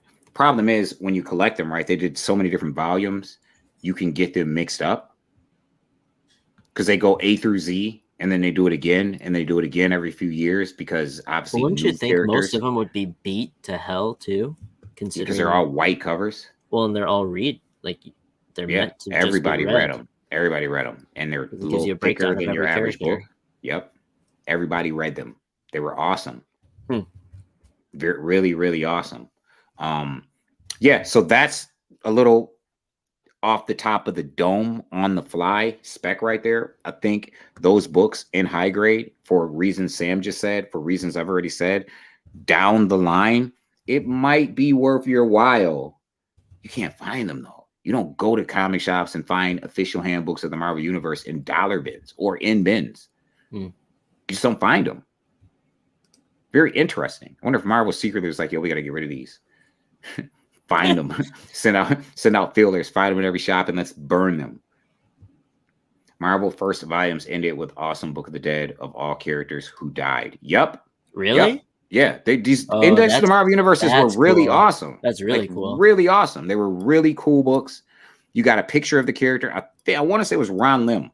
You got a picture of the character. You got a bio. It was the bio that everybody used for like every game that it was like first name, alias, age, height, weight. Really great series. Marvel social media is messing up.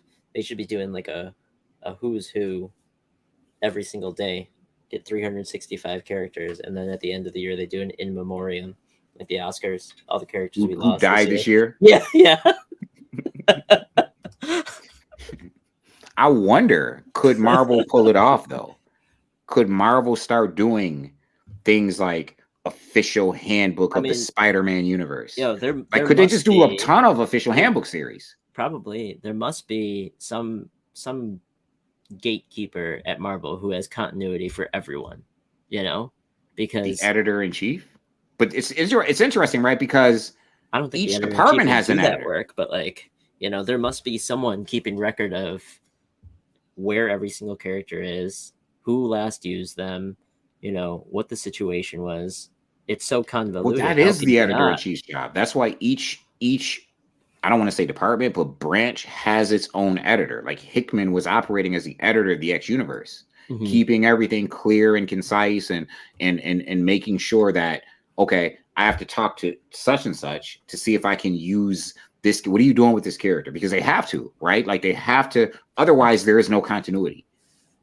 Like I can't have Spider-Man get killed in his title and then have him running around in my title. It's like, I don't think they have such thing as continuity anymore in DC. So like, yeah, it's actually really tough. And sometimes Marvel's continuity is screwy. Mm-hmm. You know, sometimes you'll get, wait a minute, this character over here, like, come on, he just got shot and is in the hospital, and here he is cameoing in this book or partnering with the character in this book. I think it's crazy. Like we're talking about the rules of continuity, and then we're talking about the rules of like first appearances and cameos and how the editorial like influences that. Like, there's just so many rules to live by in this industry. It's crazy. So yeah, with the first appearances again, and I don't know why I couldn't find that picture, but X-Men #1 from 1992 certainly has concept art of Omega Red. Gives you concept art of Omega Red in the special edition for sure. You get concept art of Omega Red. I generally have copies sitting around. I don't know. You want a weird one? I'll give you a weird one. They don't call that a first appearance at all. Jessica Cruz. Yeah, Jessica Cruz. Yep. So Green Lantern #20.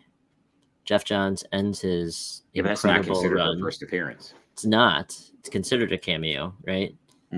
But is it really a cameo with just the fist and the name? So it's like first mention, maybe. But this is a pricey book.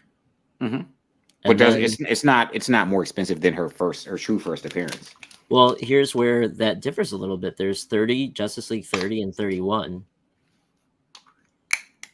That's the cameo at the end of Justice League 30.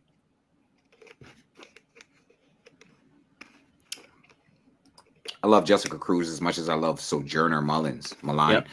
I think everybody should have both of those appearances. And I think this book is starting to get the love that it deserves. As first DC keys are so underrated. It wasn't getting much love for a long time. And the book kicks off with this. Yeah. Yep. I mean, and that is first full. And I think you're talking a cameo with the first picture that you showed. So it's interesting, right? Because by market definition, you're talking a cameo. I think the first time you see her is a first appearance, but I think there's so many nuances to it, because I think what differentiates that versus 31 is you see her with the ring. Yep. You see her as a Green Lantern. Yeah. You understand what I'm saying? So that differentiates that. That makes it something different than what we have been talking about, but something no less important. Peter said, if you're not reading DC since the dawn of DC that kicked off in 2023, I highly recommend many of the titles. Great jumping on points in several places. Yeah, DC. Okay, so I'm going to say, I think there's some really good titles right now. I've not been interested in Superman in ever, but after dawn of DC, some of the Action Comics is good. Yeah. The Superman title has been good. Steelworks is actually pretty good. I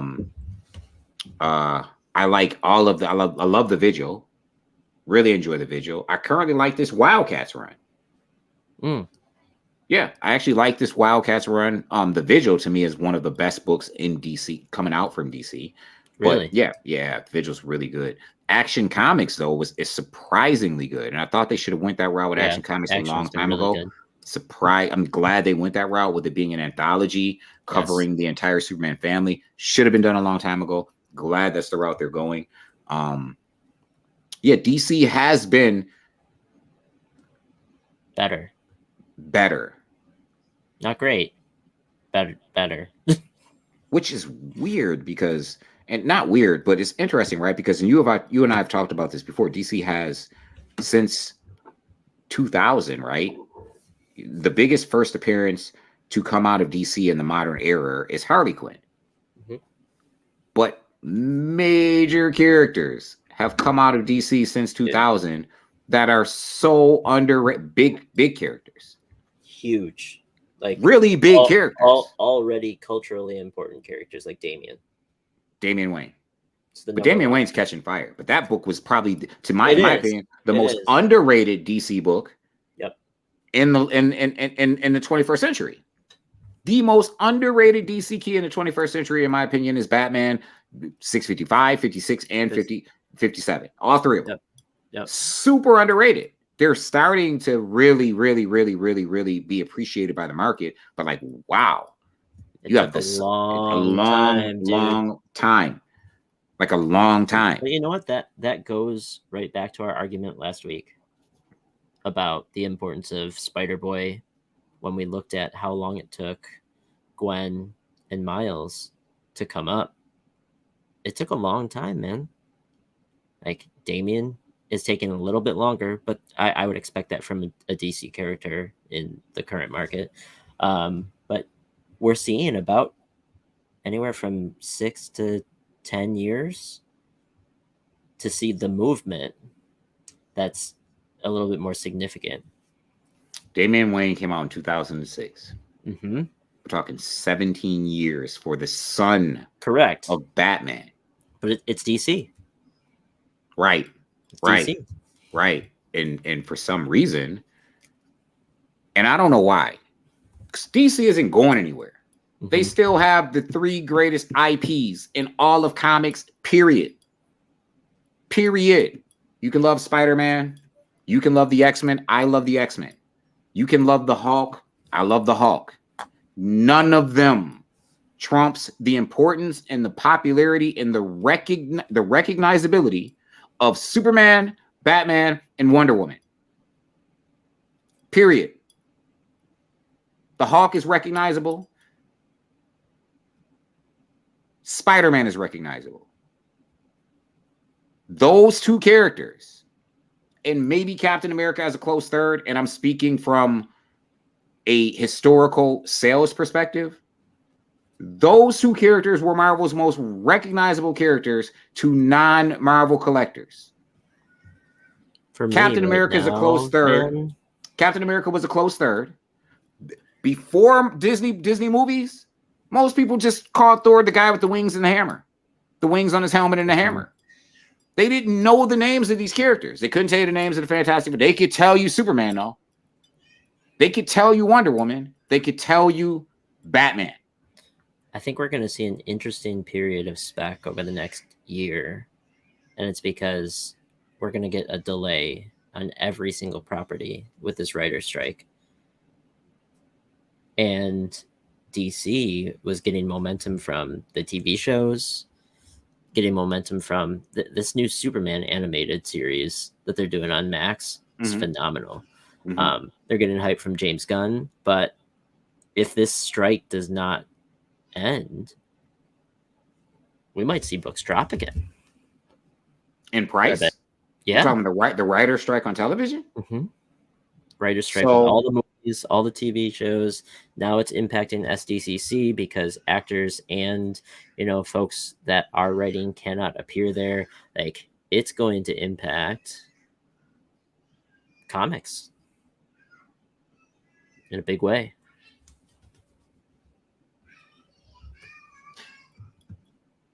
So it's the first time I had to really evaluate how the strike, you're talking Screenwriters Guild, Screen Actors Guild, how the strike impacts comic market and viability.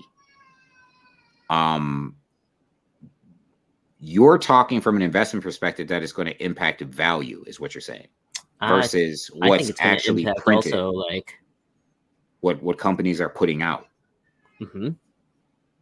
You think so? Yeah, what they're putting out and what's going to be speculated on, because there's going to be no properties getting announced or developed. So here's the interesting thing, right? And this is what's interesting, because from a hustler's perspective, right? I know what it's like to operate in a drought, as we call it in these streets, right? So from a hustler's perspective, I wonder if, and keep in mind, I'm excited that me too. And here's why.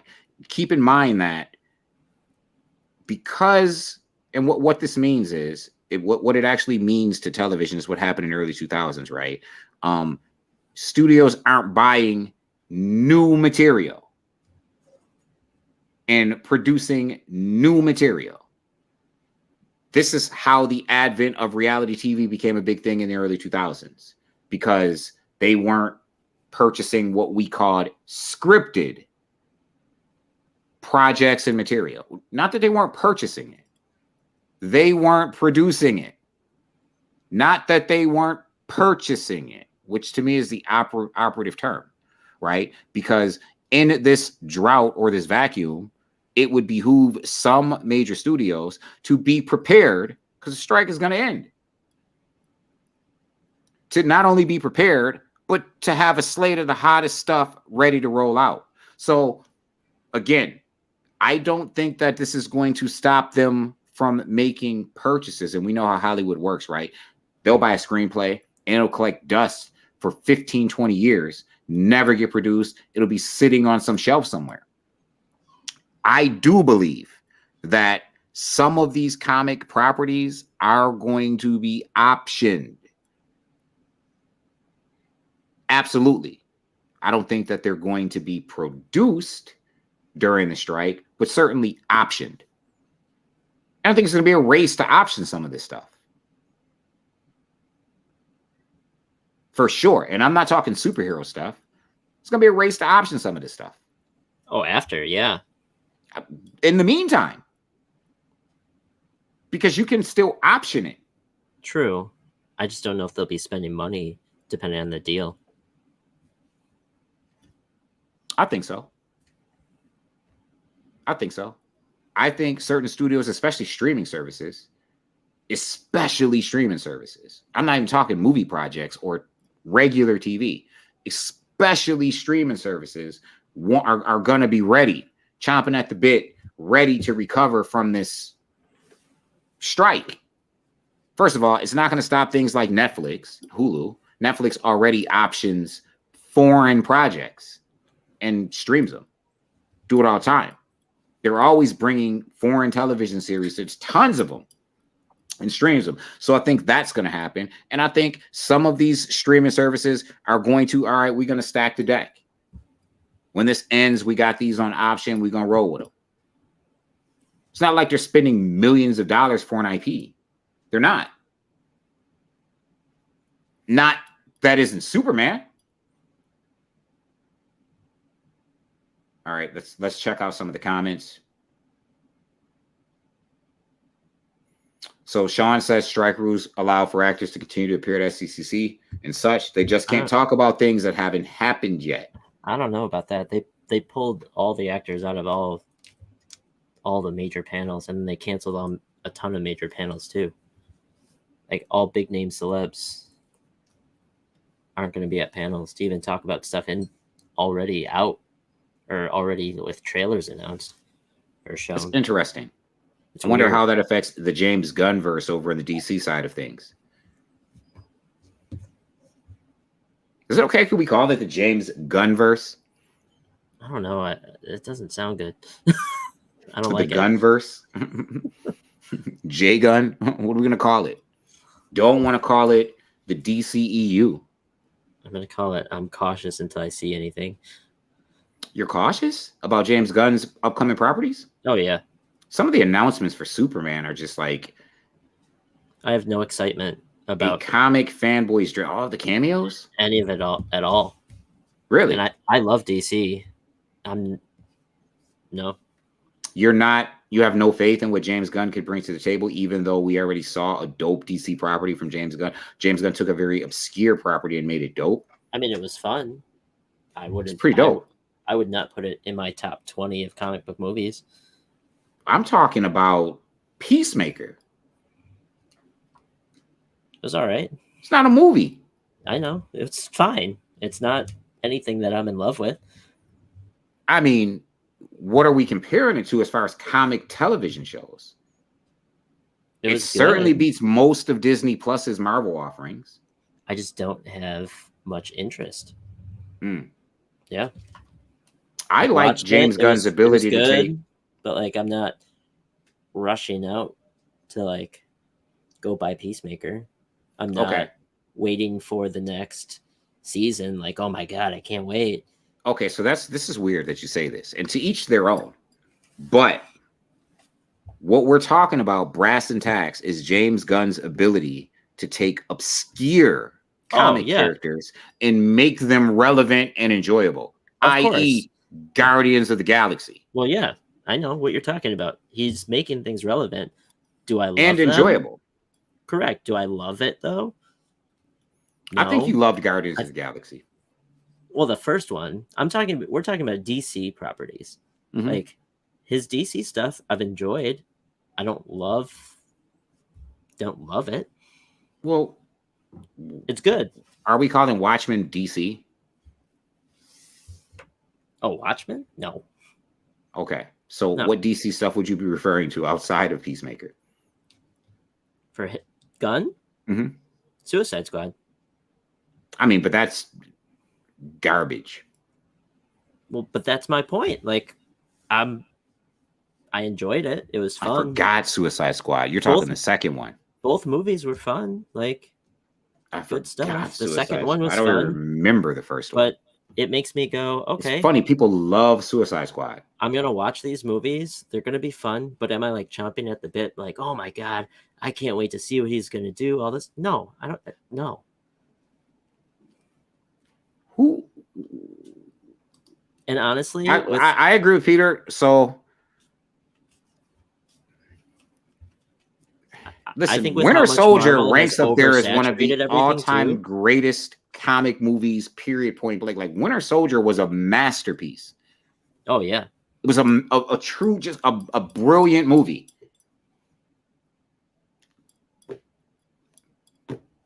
I like Guardians of the Galaxy 1. I like Guardians of the Galaxy 1.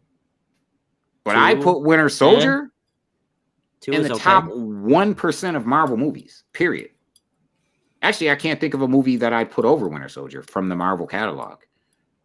From the Marvel Disney catalog. I still think Winter Soldier ranks up there as the best. I mean, if you treat it as standalone film, 100%. Yep, that's what I'm speaking of, because the trilogy. Yeah. Endgame, it's like, oh, it's just so great to watch all the time. But what? I love Endgame and Infinity War. Unfriended. What? Get out of here. You love all the plot holes and the things that don't make sense. When you're taking 20 years worth of content and trying to wrap it all up. You know what made me turn away from Endgame? That. You know what made me turn away from Endgame? Mm-hmm. When Vision and Scarlet Witch. Oh yeah. They wiped the floor with them. Yeah, and I hated that. No, it was the beginning of Endgame. And then Cap and Black Widow show up and beat the people that wiped the floor with Vision and Scarlet Witch. What? Yeah. Really? And then they're all destroyed. The rest of the Black Order is destroyed so easily. Right, yeah, the Black Order just... I'm like, what the hell? Yeah, the Black Order just like wiped the floor with Vision and Scarlet Witch, and then Cap and Black Widow show up. Right, there's no continuity with their power set at all. Right, Right. And then Wanda is unstoppable after those movies, you know? Right. It's Right. ridiculous. Like, okay, Vision's walking around with an infinity gem in his head. Scarlet Witch is a walking infinity gem. You know what I mean? Black Widow is like white, black. You have nothing on us. Captain America and Black Widow to save the day. Man, stop it. Speaking of which, and I know we strayed off this, but this is what we do. We covered our first appearance issue. You've been watching Secret Invasion? Yeah. So? It's all right. So what I like about Secret Invasion is that they totally disregarded rating G. That's like PG-13 or something like that. They're dropping people every episode. Like just that people dropping like flies. Period. Like that we're I'm waiting for a headshot. I mean, I love Samuel L. Jackson, you know. So like seeing more of him and seeing some of his backstory, that's interesting. I don't know how I feel about some of the stuff with the Skrulls, and I don't want to spoil things for people, but you know, you don't want to spoil things for people. Well, I mean, I said you didn't watch episode 4 yet, but I think that I don't know. I need to see. I need to see the infiltration, like into the superhero community a bit more. Because that was the crazy part about the event, you know. So let's play guesswork here. Which characters that have already appeared in the entire MCU do we think are possible Skrulls? I don't know if they'll do it, but let's play the game. Yeah, we're playing a game.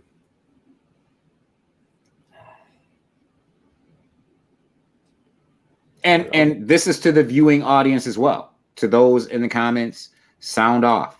What characters do you think that have appeared in the entire? They already brought, as we know. Mallory's comment is hysterical. To create the Super Skrulls, they've brought back some pretty obscure characters that have appeared in the MCU and used their power sets. If we saw in the Easter egg on the computer monitor, use their power sets. So if they're digging that deep, there is potential that any character that we've so far seen in the MCU could actually have been replaced by a Skrull. So which characters would you guys posit? I don't know if any of them have enough influence anymore for.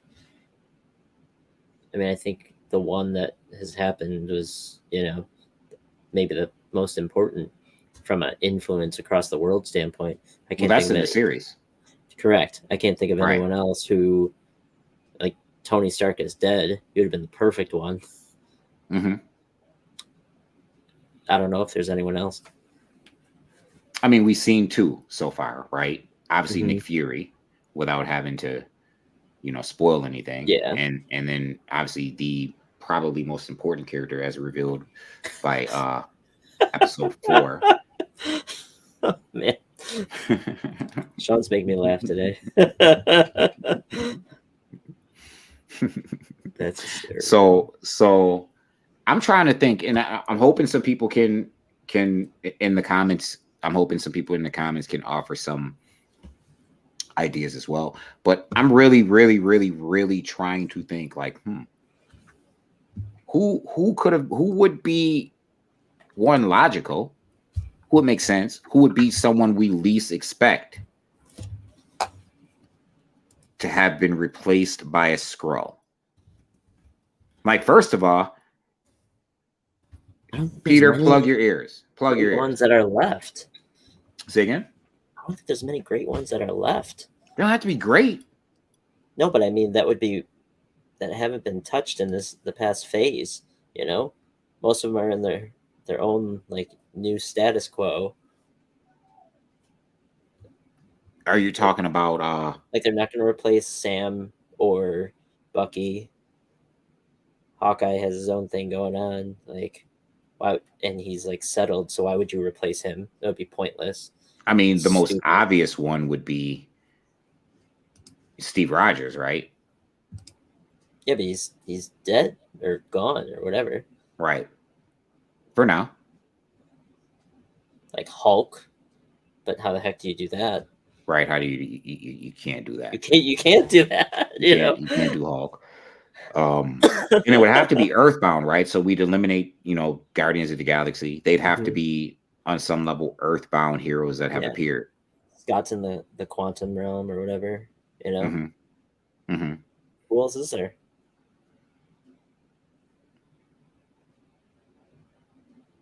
You can't replace Strange.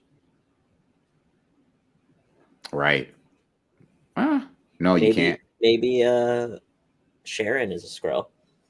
She's been doing some weird stuff. That's an interesting point right there. I mean, but you have characters, right? What's a girl's name who appears, and she's a known character too. She appears not throughout, but in portions of Falcon and Winter Soldier. She helps them when they're in Russia. Sharon. I just said that. Yeah, okay. Yeah. Sharon. What about? Because now she's like in charge of shit too. Like she's a badass. Oh, girl. Who shows up to get Yelena? You think she shows up to get US8? Absolutely. And not just like evil in Absolutely. general. She could be a Skrull. Absolutely. I think she's actually the perfect candidate. I think it could be interesting. What if she's assembling the Thunderbolts to go against them? The Skrulls? I don't know. Who knows where we're going to end from a status quo standpoint coming out of the show? Like, I really don't know where they're going to go with this. Do you? Secret Invasion? Is Nick Fury going to die, and then we're left with who the heck is a Skrull out in the world? Or is this going to wrap up with a nice, neat little bow, So I don't think Nick Fury is going to die. I don't think that the series is going to end with a clear, definitive answer either. I don't think so either. I think that they want to go somewhere on the big screen. Yeah, but what movie with Secret Invasion? Thunderbolts. Say again? What movie do you bring that into? I think Thunderbolts, where that team is going around just murking Skrulls, like getting their tips and just laying waste to them. I think the team is led by a Skrull. That's interesting. Personally, I think the team is led by a Skrull. Valentina. They've hinted at moles inside the world's governments. And obviously we see some of them are on the highest levels. We see superheroes aren't off the table. I think the team is led by a Skrull. I think that's what happens. And I think I think it's highly likely that she could be a Skrull. Well, it's interesting because we'll get because they've taken the Hydra element out of it, right? So we know she was a triple. Was she a triple agent? I can't remember. It's triple agent, Hydra, Shield, AIM. I can't remember. They've taken that whole element out altogether. Yeah. Gone. Hydra's done. Hydra's gone. Hydra's done. So that whole element has been taken out. Could it, rather than her being a triple agent for because she's considered a triple agent, not even double agent. Like she was spying for everyone. But who was she really working? You know what I mean? Like, so they're taking that whole element out. And obviously we know the MCU isn't set to go the way the comics go at all. They've already developed and blown everything up. They've already set itself aside as its own universe. Maybe the element, that element of her being a triple agent is replaced by her actually being a Skrull. Maybe. Good point, Sean. See here. Wrong for supposed to be in the Sorcerer Supreme. All right, so that's true, man. There's too many properties. I could wrap up for 5, but that's it. They don't end in the series. Just don't know how many of the everyday moviegoer is watching Marvel shows to make it worthwhile. That's interesting, right? New World Order, and there's tons of characters appearing in Cap too. Tons of characters appearing in Cap, like ton. They just keep announcing. So tons of characters are appearing in Cap. I mean, we're supposed to get Red Hawk and Cap. Like, why?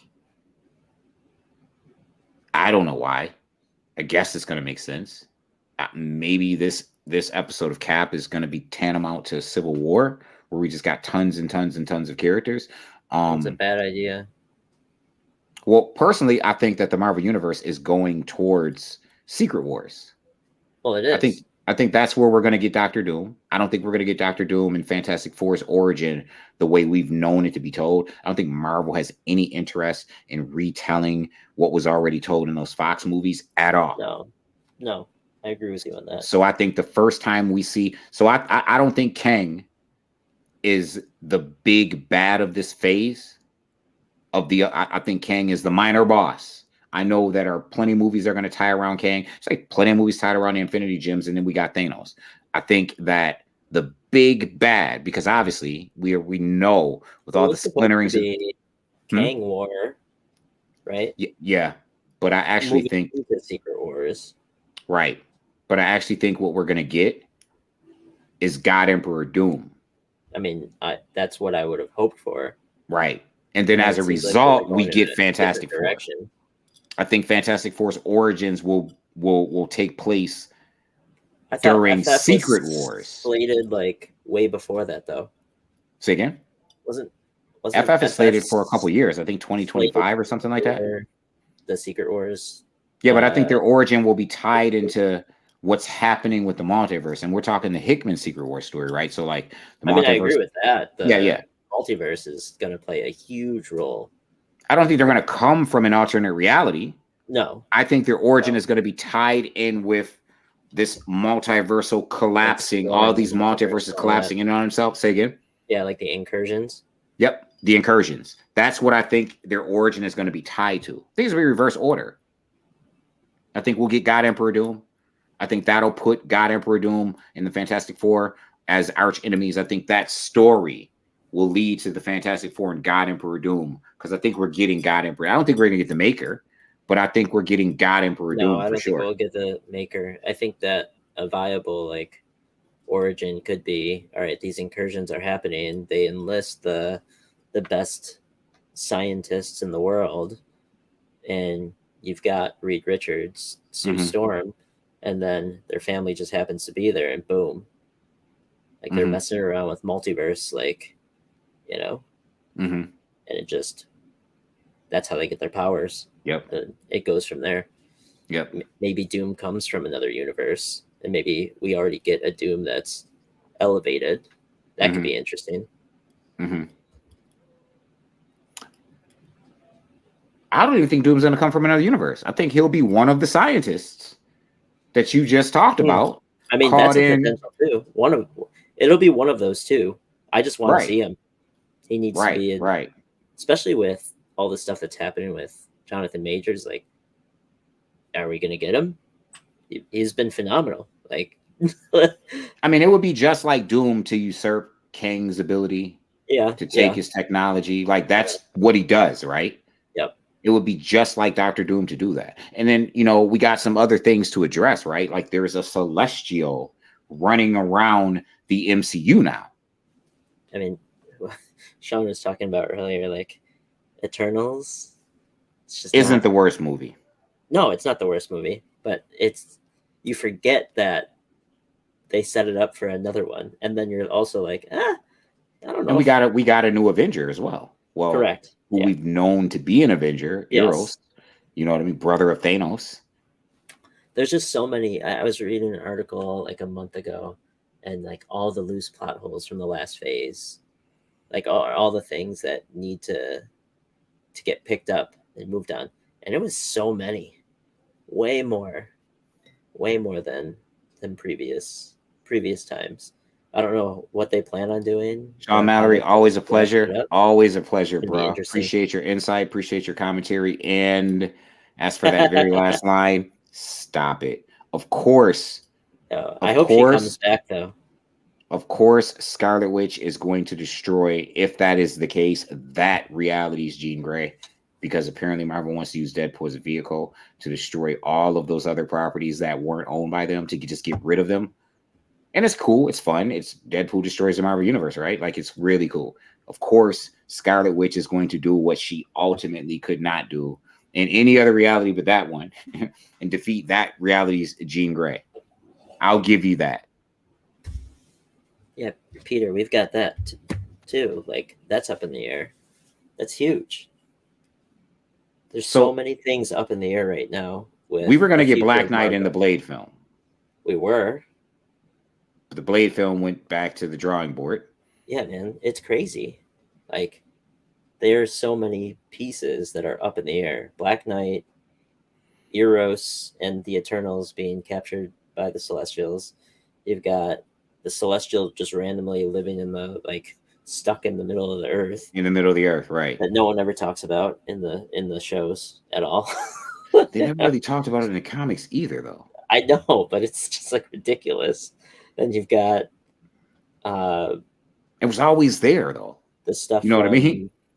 You know, the sleeping Celestial or whatever they called him. It's ridiculous, though. All right. You've got Falcon and Winter Soldier, like, where that's all going. What else? I mean, I can't even remember all the shows that were put out. You've got Ant-Man and Wasp stuck in the quantum realm. You've got all the Kang stuff. Well, I remember how they did the other phases. They've always been very smart about it. So, wow, it's becoming like more dense. She's learning magic from Doctor Strange. Well, while it's becoming more dense as far as characters introduced, everything in its course, right? Like, we had to get 2 Iron Man movies. We had to get 3 Thor movies. We had to get all of these things before we got these big middle pieces and then these big end cap pieces. And so I'm not concerned with some of the plot threads that they've laid down not being tied up. I think they will. Of course, my problem is the plot holes in these big middle piece and end piece films that, you know, happen as a result. You know what I mean? Like, there's huge plot holes in Infinity War and Endgame. There's huge plot holes in there. So that's my problem. I'm not so worried about the untied plot threads, i.e., you know, the original Captain America's grandson. Obviously, I see all of that going towards a Young Avengers, right? Like, all of it leading towards a Young Avengers. Not so much Champions anymore, but, you know, with Kate Bishop out there, like, what are you going to do? You're going to put Kate Bishop on an Avengers team? Avengers proper? You didn't do a whole television series where it was a buddy cop series. She, you know, it was her as much as it was the original Hawkeye throughout the entire series. Great series too, by the way. So, I mean, you got Kate Bishop, you have America Chavez, you have Miss Marvel, you have Riri Williams, you have the grandson of the original Captain America who was also introduced.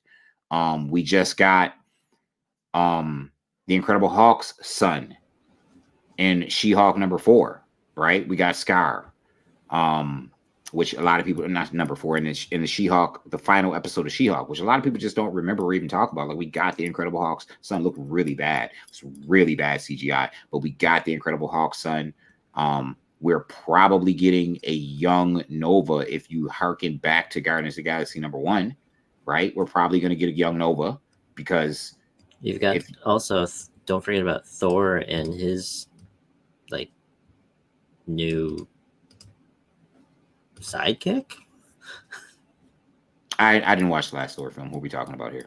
Oh yeah, he has like a girl as his sidekick, Gore's daughter.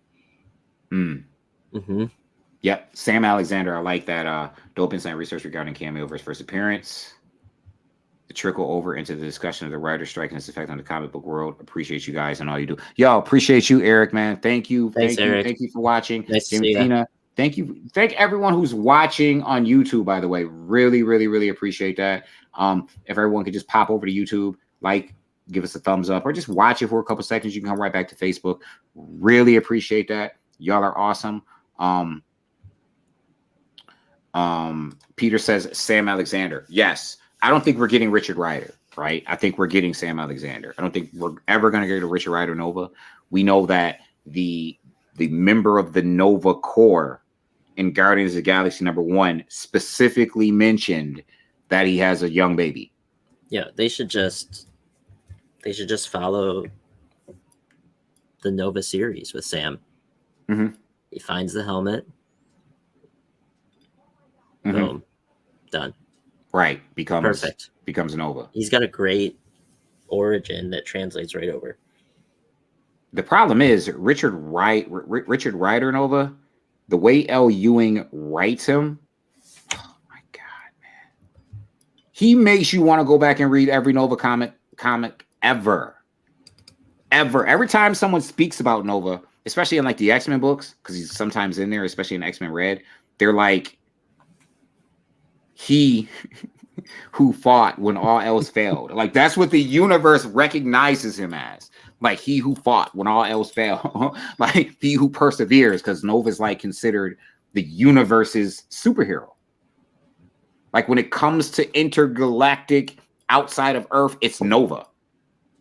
He's like the protector of all the things, which is really dope. The way L. Ewing is such a brilliant writer, but just the way he writes him is just great.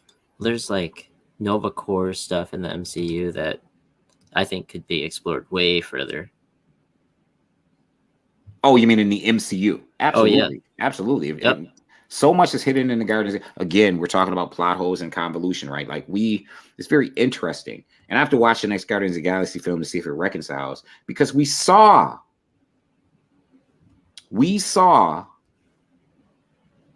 Adam Warlock in Guardians 1, right? Or what was hinted at to be Adam Warlock, right, in Guardians 1. And then I don't know how that reconciles with Guardian 3, because I haven't watched Guardians 2, 3. Right? It was Guardians 2. We saw the cocoon. Yeah. And we saw old girl, the gold chick, reference that they were working on creating. So we've seen this already. Yeah. Adam Warlock, right? I don't know how it played out in Guardians 3. Just haven't seen it yet. I know we've seen Cosmo. Yeah, we've seen Cosmo the space dog in Guardians 1. It was good. It was good. I wouldn't say it's my favorite of the trilogy, but it was good. Yeah, we've seen characters, right? Cosmo the space dog. We know Beta Ray Bill exists. We know this. We've seen the totem with Beta Ray Bill on it in Ragnarok. Or a Beta Ray, a representative of Beta Ray's race. You should watch Guardians, and I want your take on the future of the MCU after that. It's interesting. I'm waiting for it to drop on Disney Plus. Yeah, should be soon. Peter says Adam was the one bad part of Guardians of the Galaxy 3. Yeah, he was not. I mean, he might get there to be like the Adam Warlock that we love. But no. Do we really love Adam Warlock? I like Adam Warlock from like Infinity Gauntlet era. I mean, I like him. It's awesome. I'm not screaming, you know what? I loved all those cosmic characters, though. Yeah, it was very hard to read back in the day until L. Ewing came along and just made everything nice and tidy and understandable. It was all over the place. Like, all over the place. I mean, Johnny Case with what he did with Silver Surfer. As a kid, I loved like Infinity Gauntlet, Infinity Wars, and then like the Infinity Crusade and all that stuff. It was fun. Yeah. Adam, they made him a joke, and that's not Adam Warlock. He's like supposed to be one of the most powerful beings in the universe. Wait a minute, he didn't have. Dude, he wasn't formidable. You gotta. I mean, he is, but the way that they did it is just not. I mean, he doesn't start out as one of the most powerful beings in the universe. He definitely has to work his way towards that historically. No, it's just how they portrayed the character. I mean, now he's really OP. You just gotta watch it. As he replaces the living tribunal. Like, he's really OP. Well, yeah. Like, really OP, but that's currently because like he replaced the living tribunal. Let's see what it's like. I get it, it's a silly movie, and that's the tone that Guardians is taking with Star-Lord. I feel Adam Warlock shouldn't have been silly in that respect. Yeah, 100% Jamie Pena says he was cool, but he should have been more serious. So how is a High Evolutionary? a one-off villain in Marvel again. But how was his portrayal? It was fine. Guardians, it was okay. Like, it was a fun watch, but it's not something that sits with me where I'm gonna watch it a million times. I'll probably watch it one more time. Yeah, I'm just curious about High Evolutionary. Like, No, did he get portrayed the way he should have been portrayed, or was he downplayed as well? Dude, the whole movie was goofy. I don't think you're gonna like it. That's why I need your take, because the guys that should have been serious and just at another level in terms of threats and power were not depicted that way. So wait, they turned High Evolutionary into a one-off villain. You got to watch it. Yo, this is very, very. So I haven't watched it. That's Shouldn't why. even be That's talking why about I'm it without being saying, like, informed. I'm saying that I'm not overly excited about the DC future. It's going to be what it is. If everything's goofy and like these characters are, are being used for comic relief. I mean, I'm also not like a comic book purist where like everything has to stay the same. Yeah, but I don't want Dr. Doom to be talking like Peter Parker at all. And I don't want Dr. Doom to be done overbearing, like, look at me. I agree with Peter right here. You are not going to like a lot of Guardians 3, like parts. I think a lot of parts of Guardians 3. He says, I will not like parts of Guardians of the Galaxy 3, but the way it tied everything up was good. Yeah, it ties everything up cleanly. But they make High Evolutionary a one-off. Mm-hmm. As in, there's not a door open for him to come back and really. I mean, if there is a door, you wouldn't want him to walk through that. It's just not interesting. But his impact on the Marvel Universe. It's not like Kang. It's not depicted in that way. Yep. But he is like Kang. Well, that now you understand. There are 3 characters that Marvel has introduced that have cinematic universe or whatever it's going to be. Impacted the Marvel Universe. 3 characters. Ultron, just Kang. We're going to have to do another show High Evolutionary after you watch it. Like, so their impact on the Marvel Universe if you take those 3, Kang, Ultron, and the High Evolutionary, if you take those 3 and you take their impact on the Marvel Universe, man. I mean, yeah. Great. Like, all. I know. I should have known it when they made Ultron a one-off, but he's supposed to be coming back. Should have known it when they made him a one-off. Ultron was like, yeah, they're talking about James Spader reprising the role for like Armor Wars or something like that. Might be something set in the past or what have you, but Ultron was a problem. Obviously, Kang was the first threat to the Marvel Universe based upon the time slide, right? Kang, then Galactus. So obviously we know what Kang, but Marvel threw it out the window when they made Thanos the first threat. Mm-hmm. You know what I mean? But obviously, based on Marvel's 616 continuity pre-time slide, you have Kang, then you have Galactus. According to the time slide, everything always took place 15 years ago. No matter what point in time we are in human history, whenever we pick up a comic book, Kang and Galactus took place 15 years ago. That's how the time slide works for those who don't know. You're always sliding it so that Fantastic Four, Kang, Galactus, 15 years ago. That's where Marvel's 25th anniversary, when they did the 25th, it's homaging the 25th anniversary of Fantastic Four. Because Marvel recognizes, at least in 616, no matter who came first, Avengers, Spider-Man, X-Men, doesn't matter. Daredevil, of those first run Marvel hero books, doesn't matter. The timeline says that the first two biggest events to impact Marvel history was Kang, followed by Galactus. Everything else, fits somewhere in between there and present day. 15 years worth of continuity. That's how their time slide works. So Ultron was tough. Jamie's on. And then she's going by. So. I mean, whole blocks of comics were dedicated to Marvel characters having to deal with Ultron, having to go back in the past to try to destroy him. Same with Kang. Well, I mean, they brought Ultron back in What If, and I thought they did. I mean, that was awesome. He really got what he deserved, the portrayal he deserved.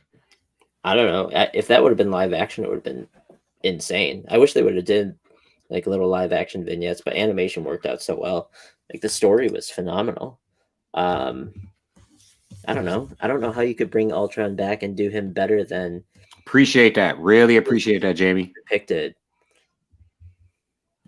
Like I think you got to go with. Marvel has a crazy amount of villains that they can make incredible, but when you look at the history of these movies, most of the villains have been like one-offs, you know? Yeah, but it's hard, right? When you come with Thanos. Is it though? They don't have to be on that scale. They just need to be. I agree. They just need to be portrayed seriously, ruthless and menacing. Like, okay, but how many great villains outside of Thanos? How many villains, because of the way they're portraying them, how many do you take seriously? Like, if you look at the She-Hulk series, right? I came away where I should have had some respect for Titania. I should have had some. I don't think you can take that series seriously at all. Nonetheless, I still should have had some respect for Titania coming away from it. Really? Right? No. It's Titania. Doesn't matter. I was not expecting anything serious from that series at all. I should have had some respect for Emil Blonsky, the Abomination. Stop it, man. Stop it. Stop it. After he was depicted in Shang-Chi fighting in an underground fight ring, I knew that you would never get an awesome Abomination. Sam, it's because they're crapping on the Universal characters. Well, I get that, but I wouldn't have expected like a more vicious or menacing Abomination after watching. Okay, but the point is, name a memorable Marvel villain outside of Thanos, and it's because of Thanos. Yeah, from the movies. That's memorable. Just Ultron, Loki. Ultron was memorable. That was a bad movie.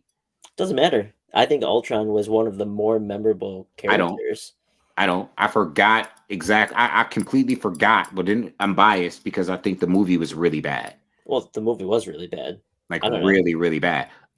Loki wasn't. I mean, okay, he was a villain in the first Avengers movie. He hasn't really been a villain since then. True. I mean, I agree with you. We've talked about that countless times on stream. Right. He was actually the bad guy of the first movie. Since then, and it's obviously, I think Thanos overshadows them, especially because of their portrayals. And well done. I know you're going to say, because I agree. Outside of Thanos, and he was done better than Thanos. I agree. I know you're going to say. But the shitty part is that it was literally one. He was in one film as Killmonger. I don't agree. He was the best, man. The best villain? Yeah. I like Killmonger. I don't think he was the best villain. I think I was going to say Dormammu. Well, actually. Yeah, that's different in terms of scale and like, okay, this guy he's a serious threat. I meant like to the story. Like Killmonger did everything to lay waste to that whole country and family. And then in Wakanda Forever, like look at the connection and the impact that he had on Shuri. Like just in terms of how he was written and executed, perfection. Dormammu was perfection too, because it's like, I mean, it's fun.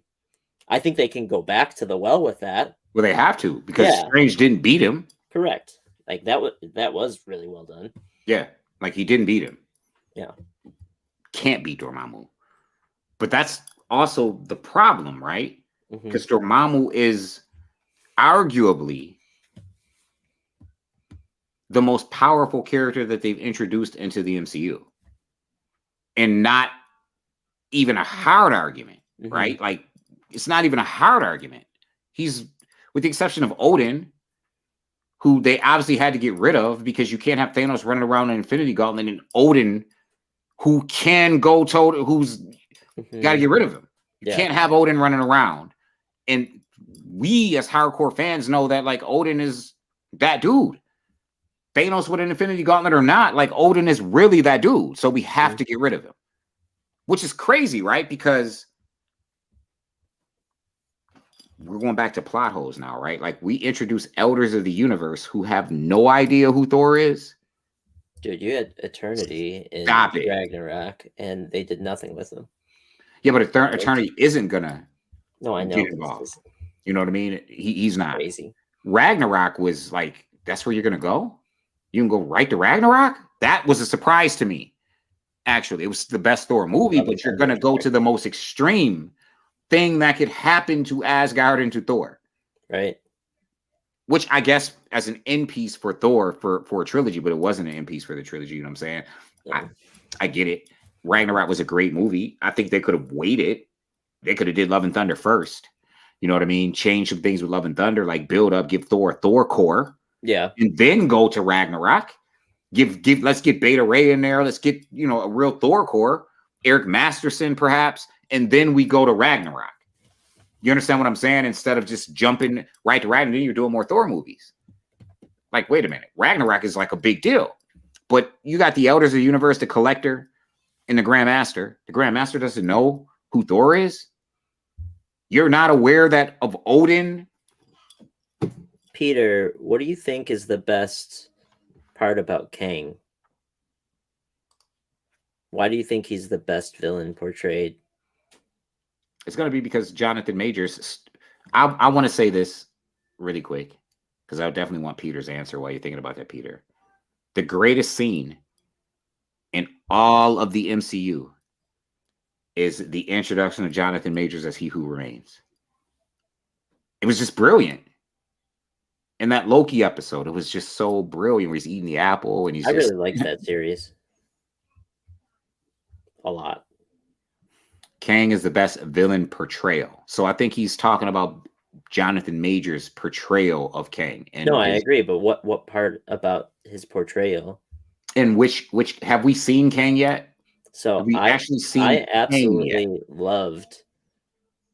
The only thing I really loved about Quantumania was watching Kang and Wasp, or watching Michelle Pfeiffer, like, interact, and his reaction out of all of that. It was phenomenal. Okay, so I gotta clarify. Like, he was perfect. We haven't seen, from my understanding, Kang yet. We've seen variants. I think this both of them died. No, I think this is the Kang. The Well, Kang in Quantumania is the one. No, can't be. He died. Yes. He died. As did the one who was He Who Remains. No, he didn't die. He got No, reduced to nothingness. he's just trapped. As nothing, as something so microscopic. Yeah, but that's him. He is literally, he was the Kang that all of the other Kangs got rid of. He's the Kang who's going to be the one that's going to evolve into the Conqueror. Yeah, that's I don't know about that. That's him, because if all of the other Kangs were trying to get rid of him, that he's the one. Well, the Council of Kangs, they imprisoned him, banished and imprisoned him. From what we understand, because we saw the Council of Kangs in that film, but then we also saw another very interesting Kang as well. Another very one in the teaching the class post credits. Yeah. Yes, very interesting Kang as well. So we know that Jonathan Majors in Fantastic Four was not Kang. We know that he called himself He Who Remains. We know that Ramatut didn't call himself Kang, right? We saw Ramatut. We saw a couple members. We saw tons of Kangs. Actually, we saw a stadium full of them. What did this particular version call himself? Because this particular version may have been a diversion. But I do agree. It does make sense. That's the one they banished, so he must be the conqueror. But what did he call himself? That's relevant to me. I don't think he called himself anything, did he? I don't know. What was he referred to as? That's why I'm asking. Because as far as I'm concerned, I think for me, he was the conqueror, wasn't he? Well, he was described as conquering everywhere that he At went. least the people called him the conqueror. Right. Wherever he went. Like MODOK, I think, called him the conqueror. Wherever he went, which is why he was banished, he conquered things. Yeah. The reason why I'm asking this is because, and this is my opinion, but it just occurs to me that there's a reason why in 2 appearances of Jonathan Majors as a version of Kang, they've seemingly eliminated both characters. Not that Jonathan Majors obviously is playing the character, but it just occurs to me is what's the reason behind that? Like, why didn't they just... I understand you're saying he's trapped. Like, he got trapped again, but this time in a worse situation than before, right? Looked to me like his atoms were split like completely apart in this trap. You know what I mean? He's so microscopic. I mean, the way he shrieked, I assume that he was actually destroyed. Oh, no, I think he's trapped. Who is the Loki Kang? Is that Kang completely different? The one in Loki?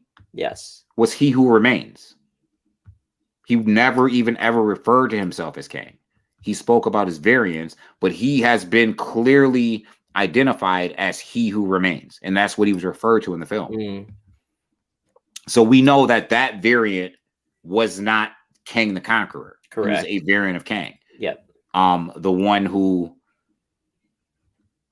according to common sense, right, won out over all Kangs. Because he actually remained and was able to see all things, and even his variants. Or does he live outside of time? Well, he lived at the end, right? Where they were at was so-called the end or what have you. Forget what it's called, that citadel where He Who Remains lived. But he was outside of the purview of the other Kangs, but he could see them. He was outside of the purview of the what are they called? The board of the time authority. Well, yeah, he founded it. Right. And it was outside of their purview. They couldn't see him, he could see them. He could see everything up into a point. And that's because he chose the pathway that he chose, and that led him to that point where he couldn't see past a certain point in that conversation. I think that all of that's going to lead up to the Kang War. It's going to be interesting how they get there. Because, I mean, Loki got delayed now. Right. And it was done. Loki was done. What about Echo? Because I know they're doing Echo. They were going to drop every episode on the same day. I wonder if they can. I mean, it's done. I don't know. It's done. So I don't see why they couldn't. I just don't see why they couldn't. I mean, they're still full steam ahead on a lot of stuff. Like Deadpool didn't stop production. They're certainly full steam ahead on a lot of stuff. Jamie says everything is delayed. Oh, the actors. So I keep. No, there you go. I keep hearing this that Echo is very bad, and I'm like, okay, but where's this information coming from? Like, didn't they have to rewrite and restart Echo or something like that? Well, generally what happens is things are viewed in front of test audiences for the purposes of making adjustments if it doesn't get received well. That's the reason, like, they put them in front of test audiences. And if it would have to come that info would have to come from test audience viewers, right? So then the reshoots should address the concerns that the test audiences had. That would be my guess. Peter says he heard major reshoots. Jamie Pena said the test audiences said no. So, okay, so it would come from the test audiences, and that's the whole point of test audiences, right? To like gauge the temperature of a larger community by using a sample size and then adjusting to that. Wait, didn't He Who Remains die? Yeah. That was my point. Yeah, that but both of the two versions of Kang that we've seen as protagonists, so to speak, were eliminated. yeah, but I thought the only reason why we have all these Kangs now is because he's gone. But that would kind of be convoluted and contradictory because he said that it's not him you need to worry about, it's my variants. No, correct, but I think killing him allows his variants to then, like when those timelines branched, Mm-hmm. like when you killed him and then removed the time variance authority or whatever, like I thought that's when all of this was able to happen in these realities. All these Kangs were now able to run wild. Well, Which is how we're at where we are at now. well, It's tough, so right? I'm about to convoluted, make it man. more. It's I'm so about to nuts. make it It's even. so crazy. I'm about to make it even more convoluted because Loki was essentially arrested for crimes against time, right? So, or the time authority, right? So we don't even know that Loki is in the Oh, that's so MCU funny. known reality. The time variance took him, and they're not confined. Well, they are confined to a singular reality. They're Yeah. not confined to a singular point in time, which is weird because They're gonna have to explain this stuff really, really well. right, how do you travel through time and stay in the same Well, reality? also, where is, like, who are the different Kangs versus He Who Remains, all of that, and like where and when are they? And Right. with this one dying, like that sacred timeline doesn't exist anymore. So then, are all of these Kangs only there because now that doesn't exist? And as the timeline splits, we're talking about divergent realities. So then why aren't the time authority confined to that rule? Now I'm getting a headache. Right? that traveling back and forth through time is essentially traveling through divergent realities. This is what Phase 4 has done. I'm just letting you know. This is where we're at. Phase 4 is a mess. It's a It's mess. always a mess when you deal with time and paradoxes, right? Well, that, and then you add in all these other new characters who are sitting there without shows, or like where are they going to appear? What are they going to do? There's a million things up in the air right now. Like the biggest plot hole in Endgame. The biggest one has to do with time. It's the worst thing they ever did was let Captain America go back and live with Peggy. There's no way that Steve Rogers has the ability to be Captain America and decides I'm just going to sit at home with Peggy for the rest of my life. For the next 50 years. When I could be, there's no way that any Steve Rogers that we know is going to, it goes against everything that Steve Rogers is. To have the ability of Captain America and just decide to live for the next 40 or 50 years of my life as a civilian. Well, all of that's a huge plot hole. It's ridiculous. It's horrible. Captain America is not going to do that. This is not going to happen. We're talking Captain Peter Parker might do it. Well, like also all the stuff that has happened from him. Thor might get fat and him get a beer belly. Back on, like, what happens to all that stuff in that reality that he's supposedly living in? I don't know. None of it makes sense at the end. But it's fun. Yeah, like what they did with Cap. Like, stop it, man. I was really disappointed. Like, wait a minute, what reality are we in where Captain America says, okay, They just I'm wanted just gonna him to get that dance, man. That's all they wanted. not be Captain America. That I'm just gonna let crimes go down. Mhm. And I'm gonna chill at home on my couch with Peggy. Right? It's just not gonna happen. No. So What else yeah, was there was there's more. yeah, this time stuff. But it's always a problem every time. It's always a problem when you attack stories that have to do with time travel. It's always going to be convoluted. It's Well, now always you've going to leave got people with questions. so you've got the time issues, and then you have all this potential new team stuff happening. You've got Secret Invasion. Who knows where the status quo is going to end after that?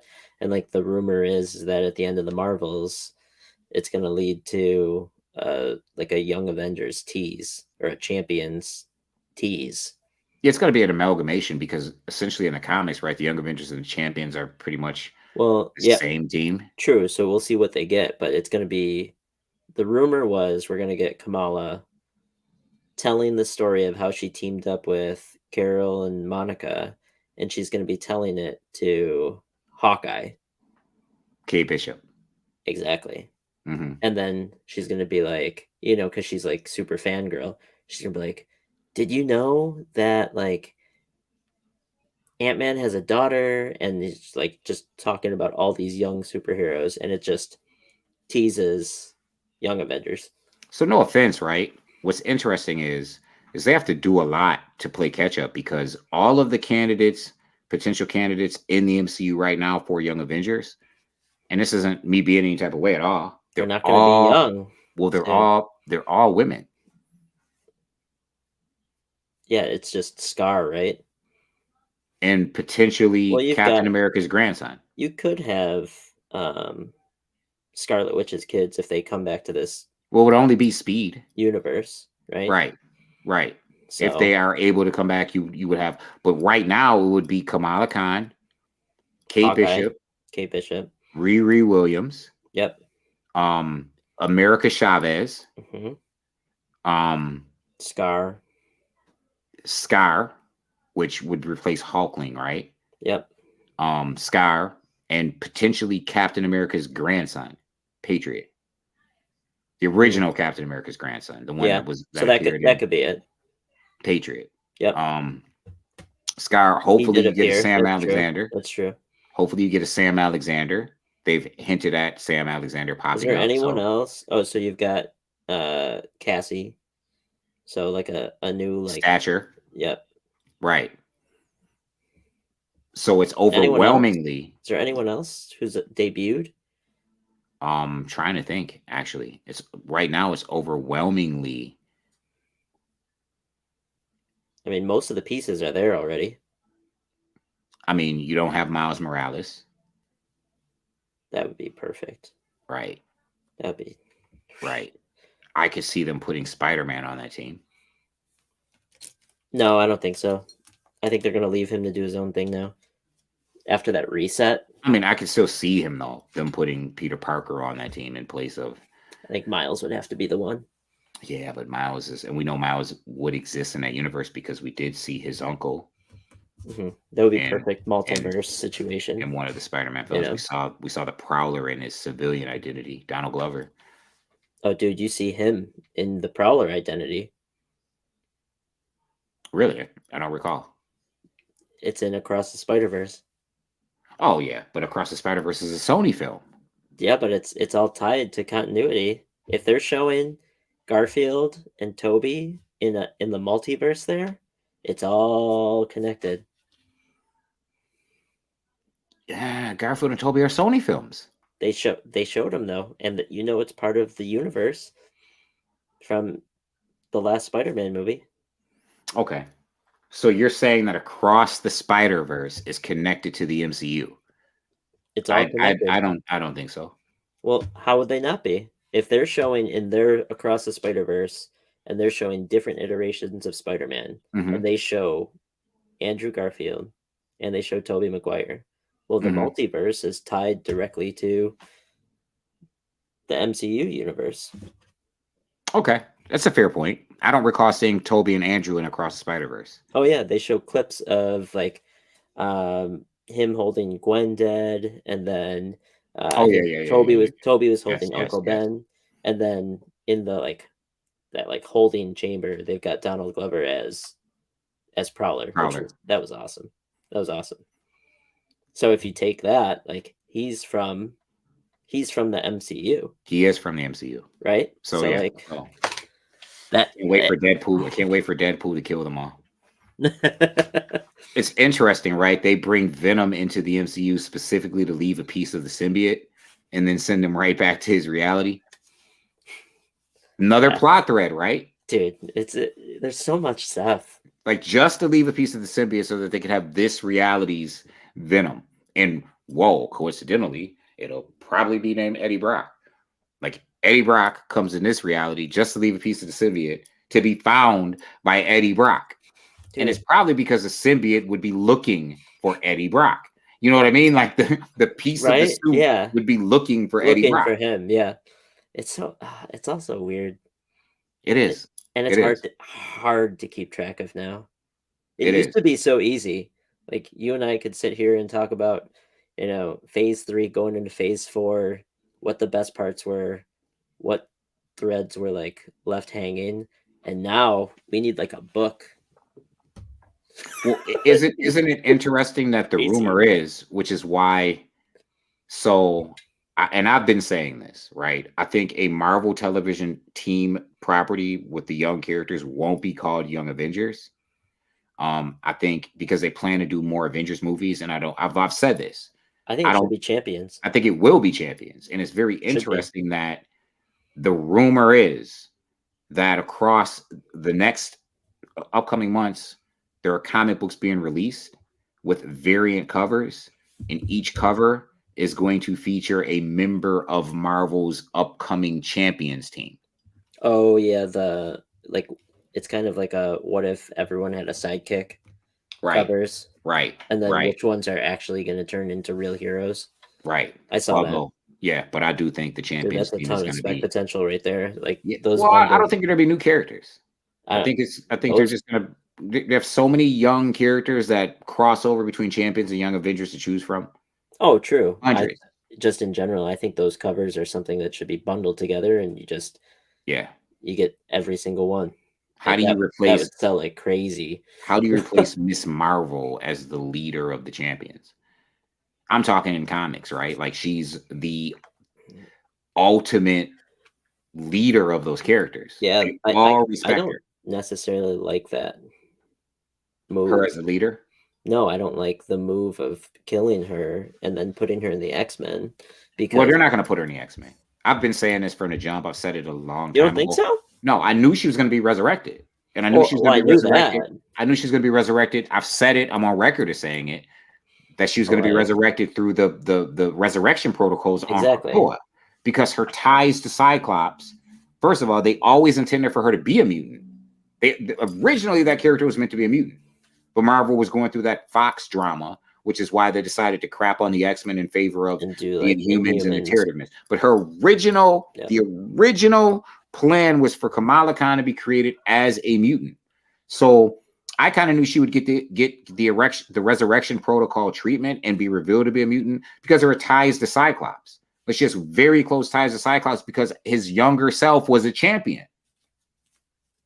Oh, yeah. Yep.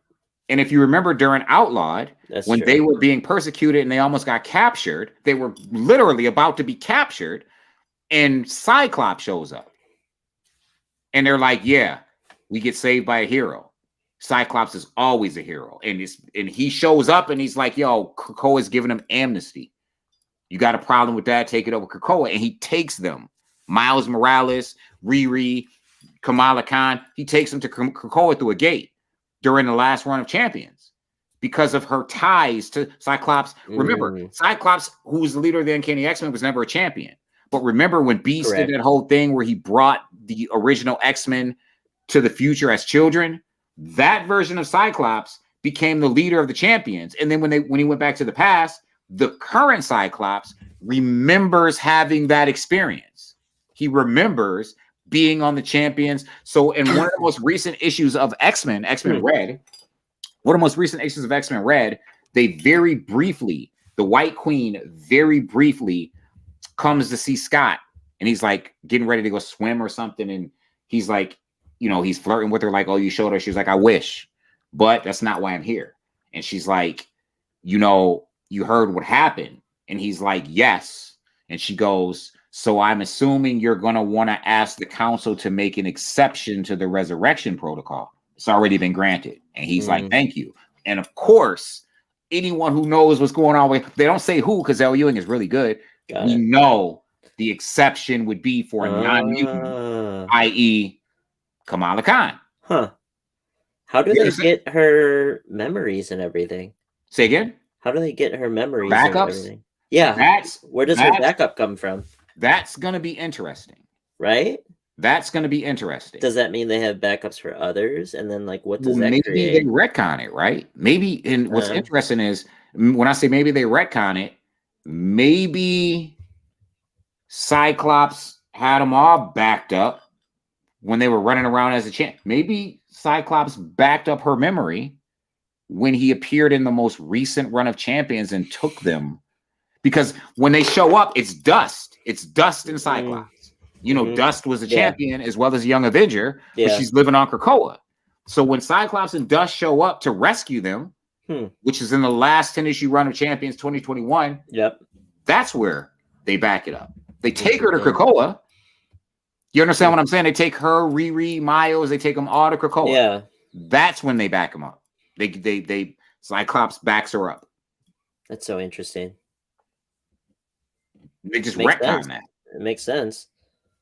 Huh. Which stands to reason that they had to know they were going to kill Kamala Khan off, because obviously Disney wanted her to be a mutant. So they had to know way back then that they wanted to kill off Kamala Khan way back in 2021, because they knew the show was going to come out 2022. They were going to announce that she's a mutant, which gives them the impetus. It puts her on Krakoa as far back as 2021.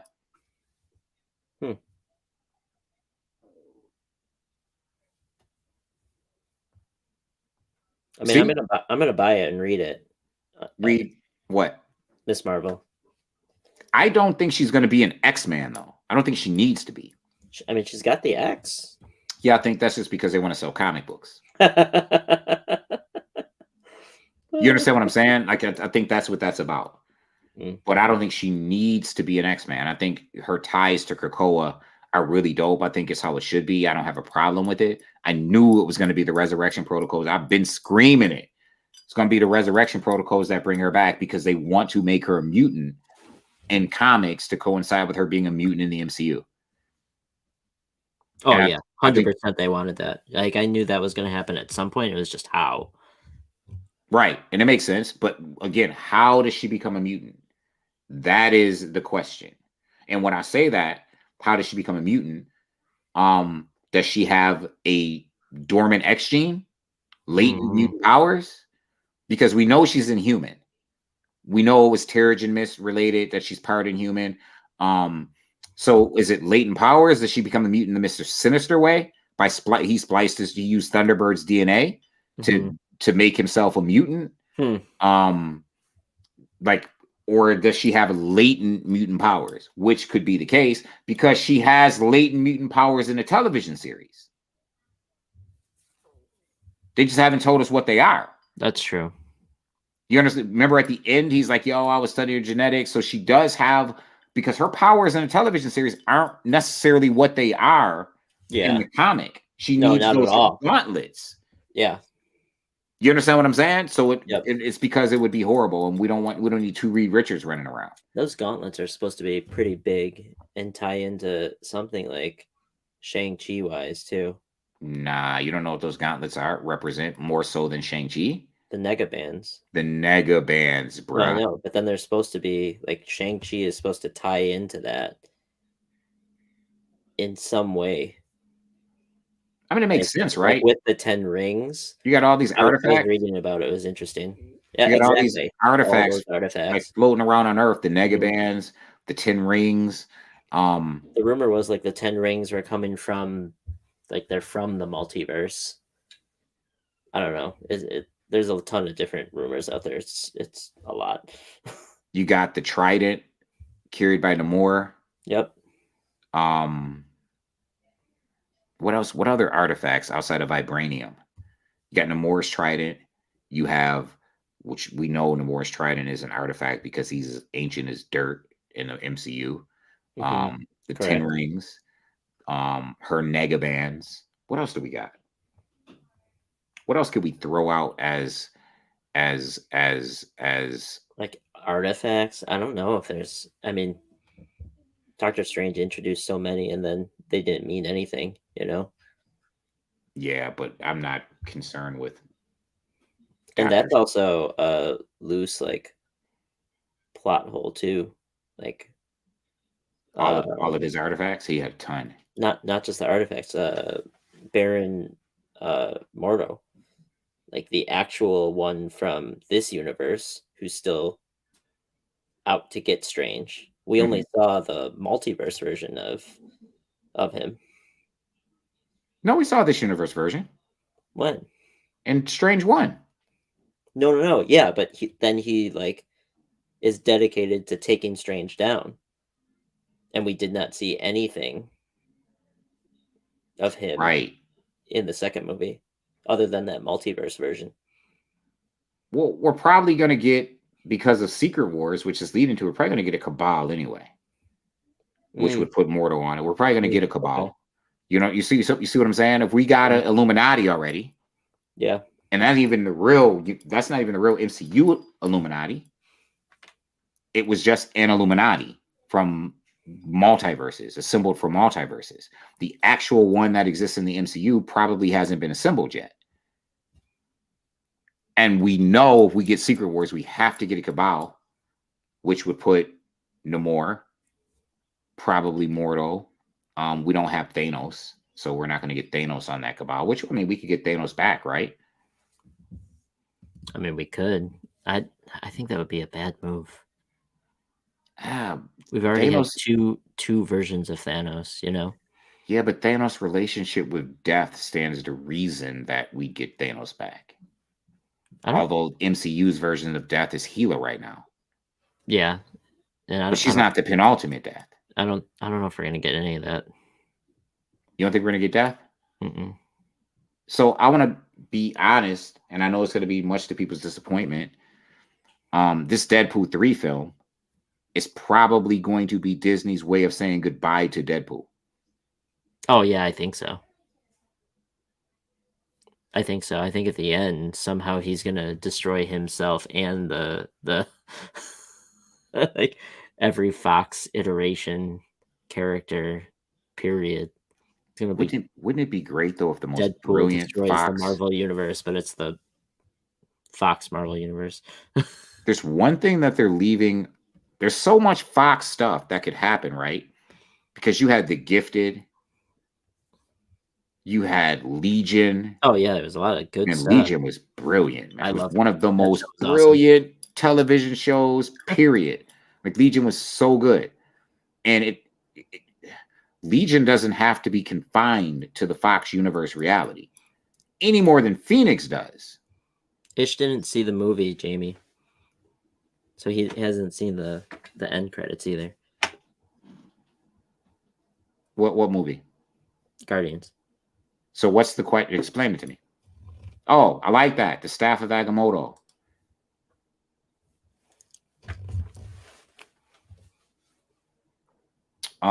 He's asking who is mowing. I think it's gonna be. I don't know, man. Who's Granddad's backyard? I don't care about the spoiler. No, Star-Lord at the end. He's at the end. He's back home. He's on Earth. Star-Lord is back home?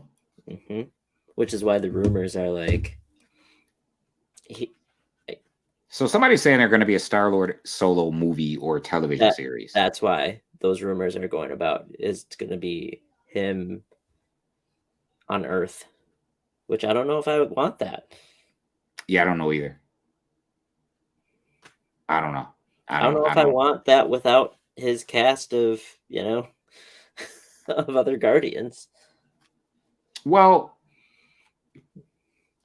Star-Lord think- without Batista as Drax. well, he's done. He's done. I know he's done, but that it's So tough. the only thing that's good about the Without Guardians of the Rocket. Galaxy films is not the only thing. The Guardians of the Galaxy films turned out to be great. Great music, great lighthearted humor, great writing. But as far as the portrayal of the members of that team, with the exception of Nebula, who I think is the best character in the entire MCU, I feel like that character is the most development. If you watch the Avengers movies and the Guardians of the Galaxy movies, you get an entire Nebula movie woven in to those stories, and it's just a great, compelling story.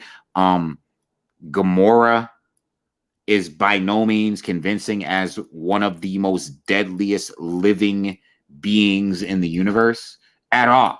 Like not even like Drax could arguably any given day of the week single-handedly take on Thanos. That Drax the Destroyer is not the Drax the Destroyer that I know. You understand what? Mantis. Mantis, you know how OP she is? Mantis was good in this movie. Like, Mantis is OP, though. Was better. Like, really OP. The Celestial Madonna? OP. She's the only character in the Marvel Universe that is acknowledged to exist across two comic companies, DC and Marvel, as the Celestial Madonna. Super OP. You just know Nightcrawler was originally intended to be a DC character too? What? Yeah, in another iteration.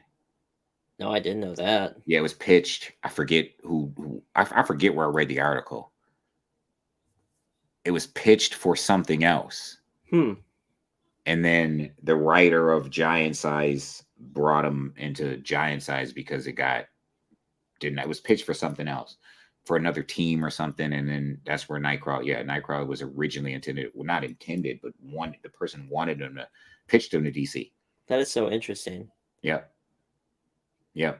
Okay. Little X-Men, little known knowledge. Everyone was great in GOG. Yo, so we about to approach midnight. We've been on for almost 3 hours, longer than the last time.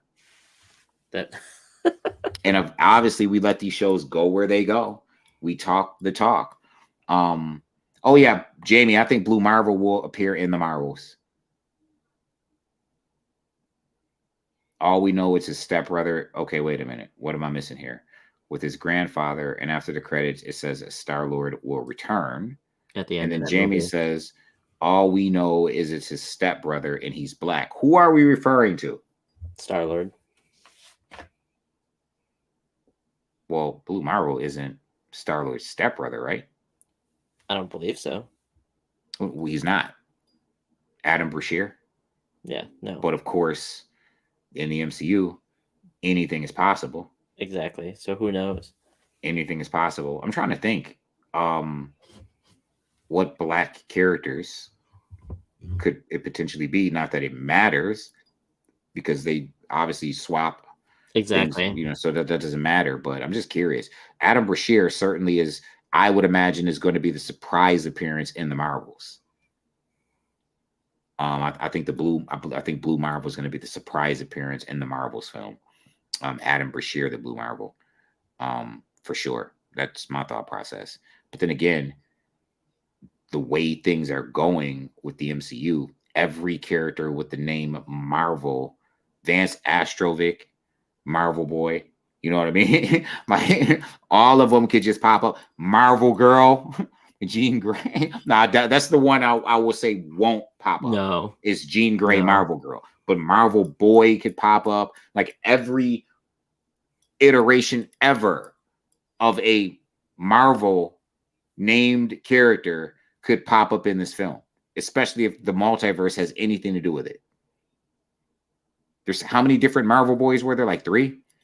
One was a Kree. One was half Kree. Like, super hot right now. That Marvel Boy #1. The one that I know, I got the whole run. Yeah. Because it's rumored that Marvel Boy, not Vance Astrovic from the New Warriors, but that Marvel Boy from Marvel Boy #1 will pop up. But then you got the New Warriors Marvel Boy, Vance Astrovic, who's also half Kree. I don't know. I don't know if we're gonna get any new characters, new heroes in this movie. I really don't. Well, Blue Marvel's appearance has been rumored since the announcement of the film years ago. No, I know. I just don't know if I don't know if we're gonna get anyone. Well, we're getting the first full appearance in a film of Photon. Oh no, exactly. But I mean, like newly introduced hero to the MCU in this film. I don't know.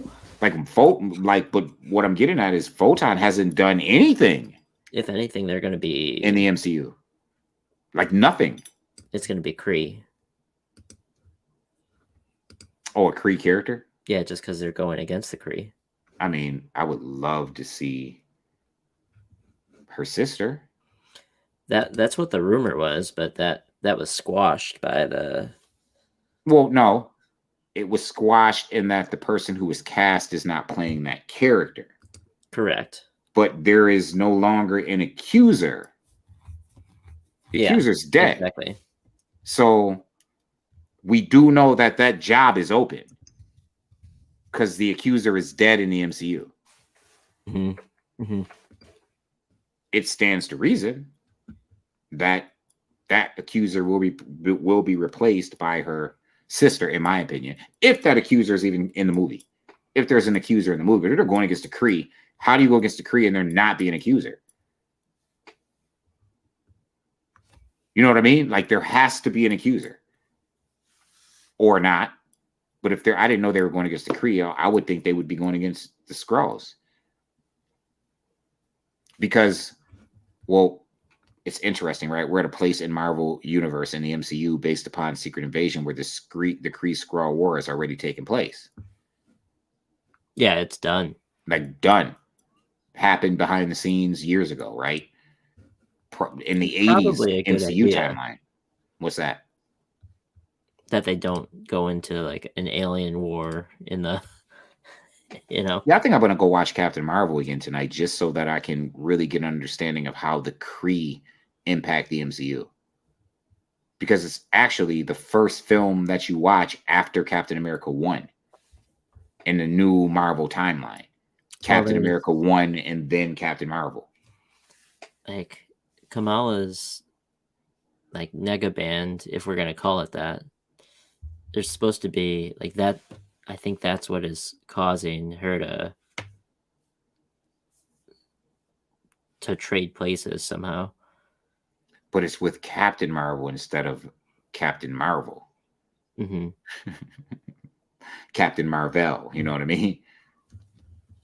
Interesting. I mean, that's what it was. That's what we got. That was the homage, right? Like the rumor to Captain Marvel. Someone has a matching one. That's a Kree. I really think, if I'm being honest with you, that was just an homage to Captain Marvel. Because of the way they did him in... I think they're using it as a plot device. Well, they got rid of the idea and the concept of Captain Marvel. Correct. Forever in the MCU when they did Captain Marvel 1 and they had him as, what was it? Who was it that played him? The British actor? Jude Law? Yeah. Played him as a villain. Or he was Captain Marvel, for sure. I'm going to watch that film again, but definitely as a villain. I'm definitely going to watch it again. It was good seeing the original accuser back because obviously it took place before Guardians of the Galaxy, so it was good seeing that, but that accuser's gone. Do you think Marvel's is going to have to be after Secret Invasion? Right? Or during. I thought Samuel L. Jackson was cast in the movie. Okay. I didn't know that he was. I can't see why he wouldn't be because that's his oldest ally. I just wonder if it's going to be before or... She's his oldest ally. According to the MCU, his oldest superhero ally is Carol Danvers. Period. He's the one that she's the one he directly recruited in the first. Well, yeah. No, I just wonder, are we going to get Secret Invasion plot threads in this movie, or is it going to be set before or after? Well, you can't Hopefully, So it's here's the after. thing. I don't know. I don't know that you can untie the two, because the entire reason that the Skrulls were introduced, the Skrulls were introduced into the MCU through Captain Marvel. No, I agree with you. I just don't. I mean, there's been nothing about Skrulls in the previews, the trailers, anything. It's been all Kree. So I wonder if it's before and Talos is, active. And So I'm gonna remind you of some things. Okay. Reminder number one. The last time we saw Photon was with a Skrull. Last episode of Scarlet Witch. After everything was said and done, they show up, they want a meeting with her in a church, and it's a Skrull. Mhm. That's the last time we see Photon. Is with a Skrull. We know she's going to be in the Marvel film. Well, because she But- was looking for Fury, right? Right. Yeah, and then Fury's not at the station. So is he on Earth dealing with Secret Invasion? And then I this just know movie that was set there's a after? reason why they planted that plot seed. So Oh, yeah. certainly the Skrulls would have something to do with this upcoming Marvel movie, because first of all, we don't even see her as Photon. She's not called Photon, but we see her in the outfit, yeah. or a similar outfit Yeah. at the end of the television series. And the last time we see her is in a church with Skrulls. The next time we're going to see her is in the Marvels film. They did that for a reason. So the Skrulls, you can't do a sequel to Captain Marvel. The Skrulls certainly play a part in this film. What part they're going to play, what part in the timeline is going to take place, is going to be very interesting. I don't know. I don't know if it's going to happen. I think it depends on the timeline. I think you might see like a couple, but I don't think they're integral to the plot just based on everything we've seen preview-wise in this movie. It's all against the Kree. Yeah, I haven't seen any of those previews. I am going to go out on a limb and say that the Skrulls are certainly, especially if it's against the Kree, that the Skrulls are certainly going to play a part in it. I think Unless that we might even see, sorry for any spoilers, everyone, I'm not going to say too much, one of the two Super Skrulls. I'm not going to say which one. I don't know. I think we might see one of the two of them that have been so far been revealed or introduced. Well, that's another reason why I ask, like, is it going to happen before or after? So if it's after, that's definitely the potential. Yeah, of course. I don't know if they would bring her in. You don't think so? No, I think this is the trio. Like, they're going to focus in on the three of these women. That's why I don't think any other heroes are going to be brought in besides the three of them. Like, this is a spotlight film for these three.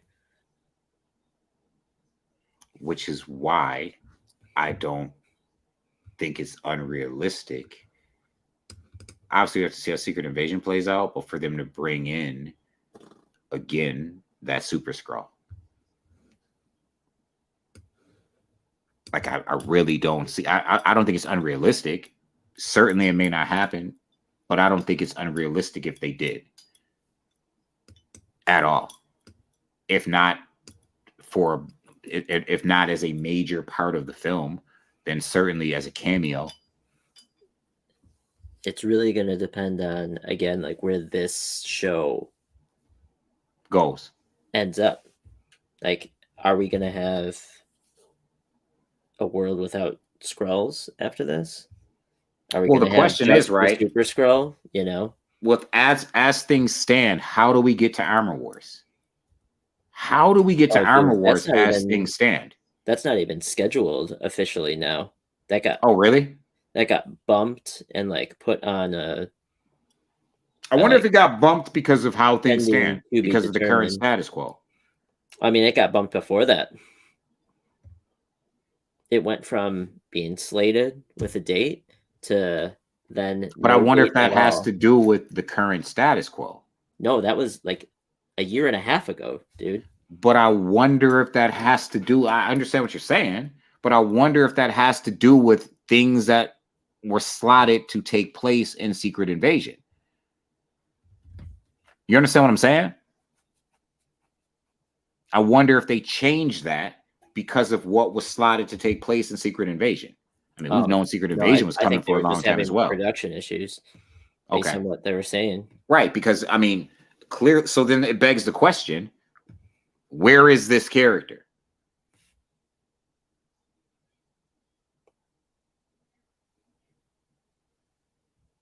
I don't think we need Armor Wars. Yeah, I don't either. I don't know why, especially without Iron Man. Well, it's supposed to be Rhodey's show.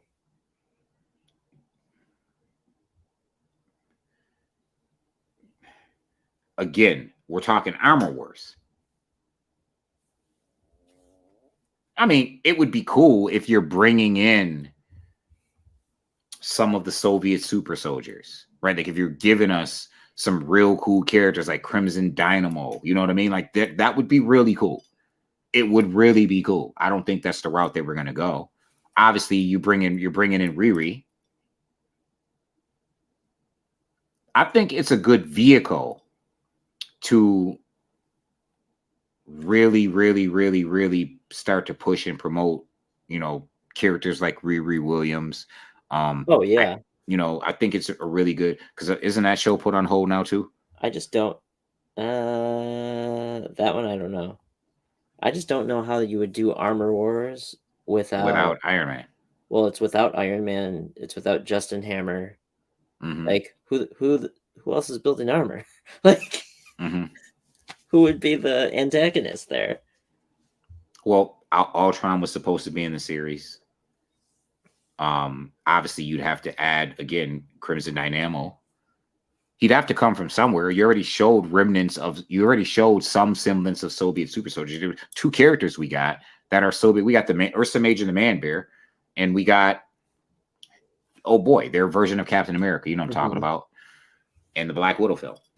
So we got two versions of the Soviet. We got two members of the Soviet super soldier already. Obviously, you can't do Lana Petrovna, can't do Dark Star because, well, they did. I was about to say because they're not doing mutants, but they did Man Bear, who was arguably, outside of Wiccan and Speed, technically the first mutant we've seen on screen. Because the Man Bear is a mutant. Red Guardian. Yes, thank you, Peter. Thank you. We got Red Guardian. And we got the Man Bear. Let's see, so we've gotten two Soviet super soldier members. I don't know. Crimson Dynamo would be who else is working on armor? Riri Williams is working on armor. I would say you'd have to put Shuri in there. It said Ironheart is just delayed. Okay, so we're talking right now people that can create armor. Shuri, Riri, Rhodey can't create armor. But I don't know. They could go the Arnold Stark route, right? Remember Iron Man willed Stark Industries to Pepper Potts in the comics, and she put all these fail safes in place to protect Stark Industries from Tony Stark. Like she was really running and calling the shots during that whole Arnold Stark storyline with his brother. All right, here's our schedule. So Secret Invasion, Loki, and there's rumors that Loki's going to get pushed back, but Loki's supposed to be October. Then the Marvels in November. Echo is supposed to be November also, and I don't think that's happening. Deadpool in May of 2024. Oof, that's a big gap. Then Captain America in 2024, July. So wait, this year at the end of the year, we were supposed to get a couple shows, right? Which is not a big gap because we were going to get a heap at once. We were going to get Echo, Loki, the Marvels film. Echo, Loki, and the Marvels film. And then we were supposed to get Riri Williams this year too. Yep. Then you don't get anything until, I mean, if you count Deadpool, May, but MCU stuff that we knew about, so July will be the next one after in November. Not even a television series? Nothing. And then after July, it's Thunderbolts in December, and there's no TV slated. Ironheart, it says Wait a 2024 minute. Thunderbolts is already dropping? in December of 2024. So a year and a And year we're and probably a going to half. get a Halloween special. Maybe. I don't know, because a Halloween special would be a one-off, right? You'd think it would be like Black Knight or Ghost Rider or something. I mean, we got Werewolf by Night. Yeah, but they can't make anything right now. They can't even develop anything. So if they were planning to develop a one-shot, with what writers, with what actors right now, it would be a shorter one to develop, but they would be pushing it because it's already July, you know. So I don't think we're getting anything this Halloween now, which sucks. Because that would have been a cool tradition. You'd get a new Marvel horror film every October, like Yeah, a, it'd be a really little cool. one shot. It That's was an supposed to hour. be. It was supposed to be Robbie Reyes. Oh, that would have been great. It would Yeah, be great. I mean, he's already appeared, right? And I don't know if we're calling it MCU because at first the Netflix and those other properties were MCU, and then they weren't, and now they are again. The And I know he Agatha appeared. show, dude. He appeared in Shield. Oh yeah, Agatha's supposed to be dropping this year too. Yep, it's supposed to be 2024. That's probably going to get pushed. Daredevil is going to get pushed. Blade Well, is good on the because I don't shelf. like MCU's Daredevil at all. Blade is on the shelf. Fantastic Four is then in like 2025. Your Robbie Reyes and Agents of Shield. They're supposed to be doing Wonder Man too. Like, remember that? Like, Yeah, Wonder Man, Armor Wars. What if the X-Men 97 show, which is going to be sick? cartoon. Yep, it's going to be awesome. Not looking forward to it, but you know. Spider-Man freshman year. The Marvel Zombie show, and then there was supposed to be like a Wakanda show too. Spider-Man freshman year is a new film. No, it's a cartoon. Sony or MCU? Disney Plus cartoon. Really? Yep. I mean, if the X babies pop up in X-Men 97, I'll be happy. Then there were rumors about Vision Quest, Nova, and then I think there was something else. Right, Vision Quest, because we have that white two Vision Visions. Well, I think that Vision is going to become flying Wonder Man. around. I think that Vision is going to become Wonder Man. That's what I thought too. But if they were going to do a Vision show and a Wonder Man show, then I was like, no way they're going to do both focused on this character. Well, the Vision and Wonder Man have very close ties. I know, but like, I don't know if people would watch. You know. Well, they made the White Vision for a reason, right? True. People aren't watching Secret Invasion though. Yeah, people are kind of getting their fill. I'm not. I enjoy it all, but I know they made the White Vision for a reason. They separated it for a reason. Yep. And we know that Wonder Man is artificial life, and his ties to Vision, and they pretty much consider themselves brothers, even though Grim Reaper is also his brother. You know what I mean? But yeah, they consider themselves as such. Just give me Viv Vision. Yep. Yeah. That's what I wanted. Then I would know it's Champions, Yeah, because she wasn't a young Avenger. Exactly. And she's a great character. She's also a traitor, but I mean, whatever. I mean, she is. I know. Whatever. Great character. She is, though. But yes, yeah, I'm a Champions fan, so what she did to them Me too.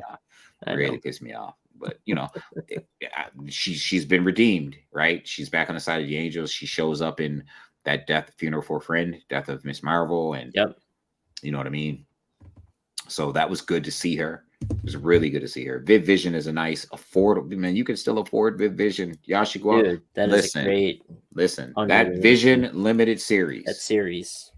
Go get the first appearance of Viv Vision while it is affordable. She's Good one of luck the few finding those champions variants. characters. Her, Totally Awesome Hulk, few champions characters, even Nova, that are first appearances are still affordable. Go get. I mean, they're probably not going to show her in the MCU, but Dust.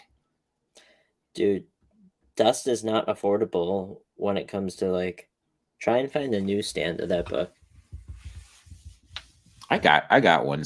I got one in my run. You don't count Oh. because Try and find a 9.8. That's that too. Try to find a newsstand black and cover. now try to find a 9.8 because all the Right. good copies have been getting snatched. Yeah, you Like- can find a raw for like $30.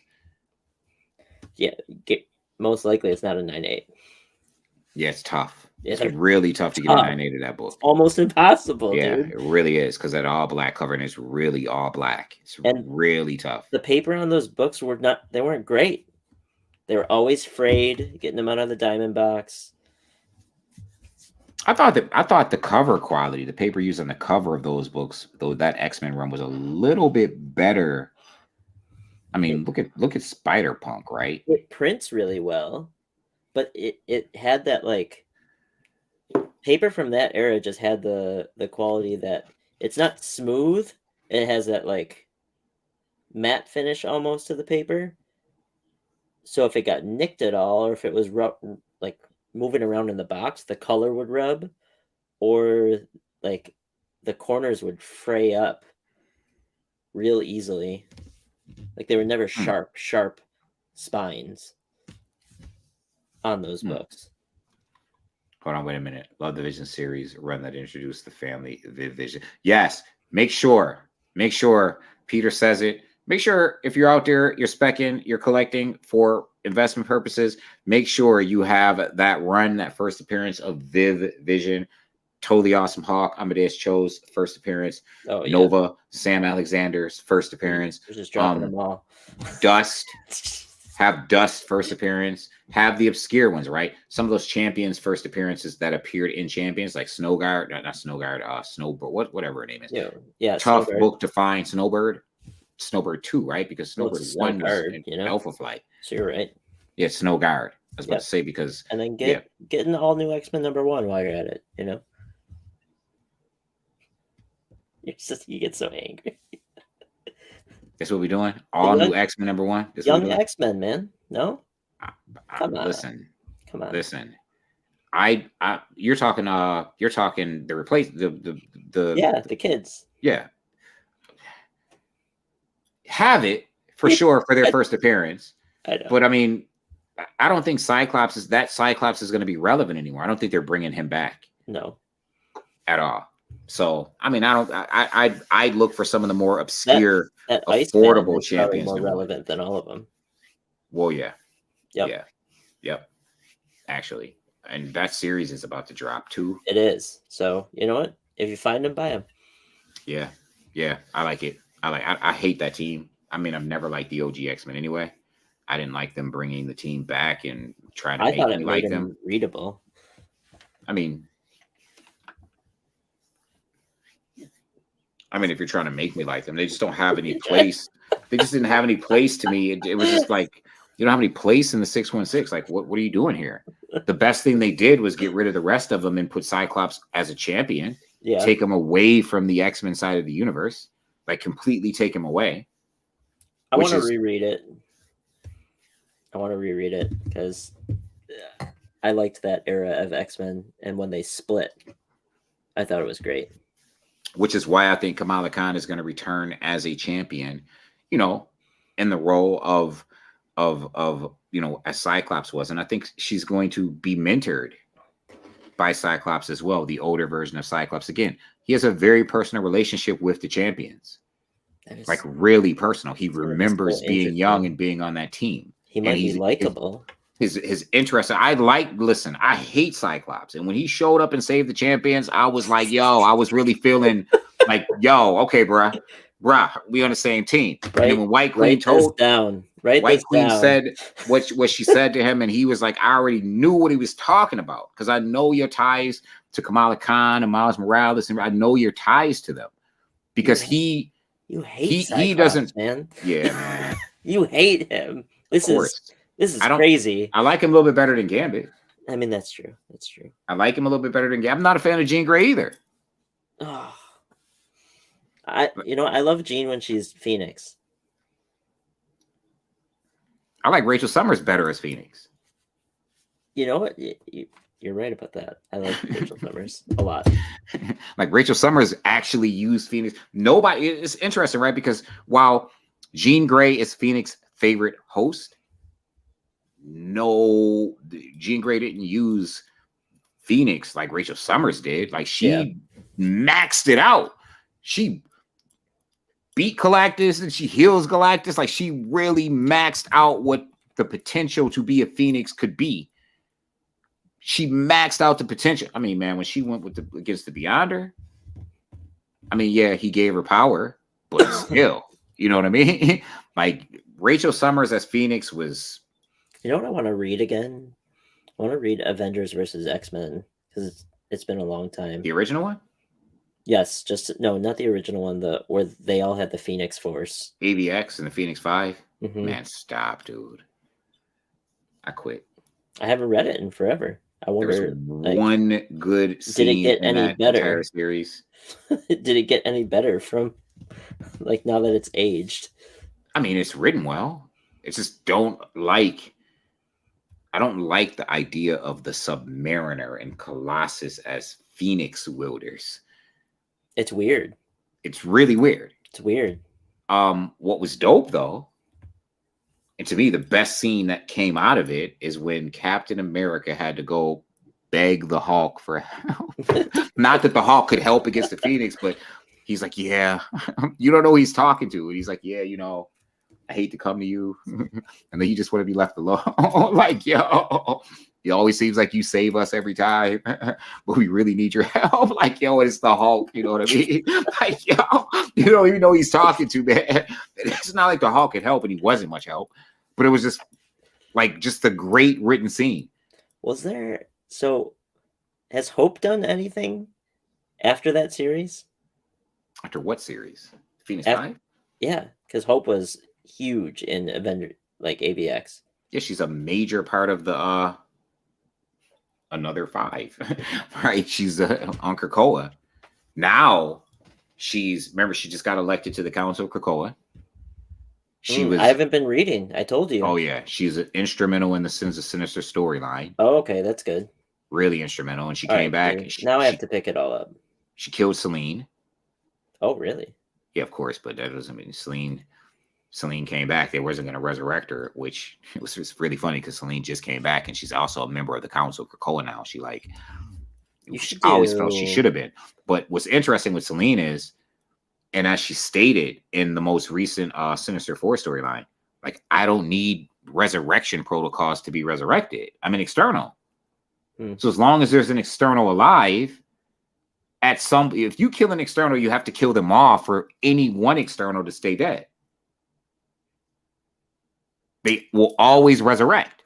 Why don't you do X-Men, like weekly X-Men story breakdowns on YouTube?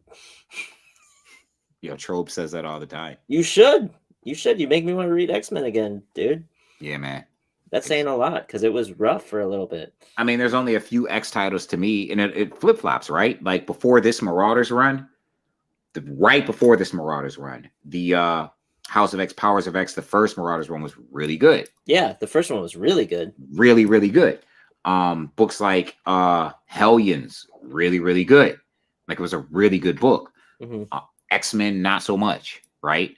New Mutants, I like New Mutants because, well, now there is no New Mutants book, but New Mutants had a really long run. X-Force had a long run. It's still the first run coming out of House of X, Powers of X. X-Force and New Mutants stayed. They didn't restart. Yeah. Marauders restarted. Excalibur ended and became Legion. I stopped buying when they restarted. So I have the whole first Marauders run. Like New Mutants, I got all those. When all of those runs ended, that's when I stopped buying. Oh, when New Mutants ended. Yep, when they all hit like that. Well, X-Force continued. Yep. I went until the end. X-Force is actually basically- the longest running current title of since Powers of X, because it's in like it's like in the 40s. So it's the longest running title so far. But X-Men Red is brilliant. Anything that Kieran Gillen writes right now, him and L. Ewing are just on the same page in their Immortal X-Men from Kieran Gillen. Really good. Really, really good. All that stuff that happened before X of Swords is starting to come back to bite them with the Genesis. And I don't know if you read X of Swords, Iska the Unbeaten, all that stuff is, well, that's where we're at now, where Genesis, you know, you finished X of Swords, right? I just read the one shot, the Apocalypse. Okay. The Fall of X. Right. The horseman, right? Yeah, and it was like the origin of Arakko. Kind of. Yeah. So you saw that Genesis, if you read X-Men Red, she in that book, Genesis left to go to Mars because she has a problem with the way that the non-Arakan mutants are running Arakko in the Great Ring of Arakko, which is tantamount to so she shows up. She's not playing no games. Like, she shows up. It's really great. Like, she challenges the whole council, her and Storm's like, we've been doing it. And she's, yo, Genesis gives this whole speech. And then she's like, oh, and Storm, by the way, who is we? Like, yo, it's a Storm. She's like, yo, who is this we? She's like, I don't care about anything you got to say. All I want to know is who is this we that you're talking about? Because we as Arakkoan people, we've been weathered and you're making us weak. Like, you'd have made us weak. All this talks of being peaceful and like, you'd have made it weak. We write a challenge, we fight to death, all of that. We don't believe in this resurrection anything. Like, all of this, like, you done made us weak. And the council starts to see this. They start to agree because they're afraid of Genesis. So they start to agree. And like, all these challenges get made. Literally, all these challenges get made where like Genesis challenges this the one of the members of the council, and John Ironfire's there, and he's like, well, you can't challenge him because I'm challenging you. And then someone challenges Storm, and so they're all about to fight. And like Lactua, who not Lactua the Knower, but Lotus Logos, who's a member of the council, he's like, yo. He's telling Lactua, he's like, you know, this is wrong, because Lactua is called the Knower. He's Omega level mutant who knows the location of everything, which we don't know what this could mean, how deep the rabbit hole could go on this. And Lactua the Knower doesn't really care. He just doesn't care that they're all about the fight. And Lotus Logos is like, yo, you know, this is wrong. Like, you know, we don't operate this way anymore. We know this is wrong. And Lactua is like, what do I care? I'm from the cosmos. I'm a mutant whose mind is of the cosmos. What do I care? But he's like, but this is wrong. And he's like, okay. He goes, if it's wrong and you think you should cling to your ways, he was like, then do something about it. And the 4 people who are about to fight just disappear. They teleport away.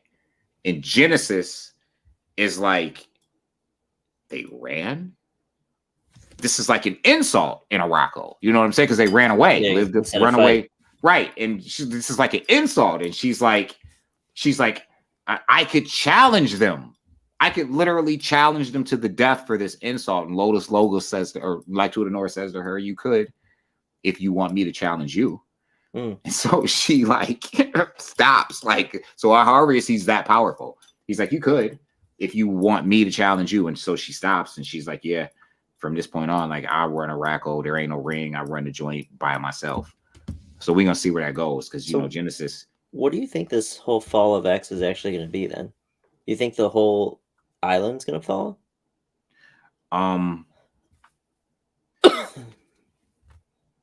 Like, is this the end of like the Hickman verse?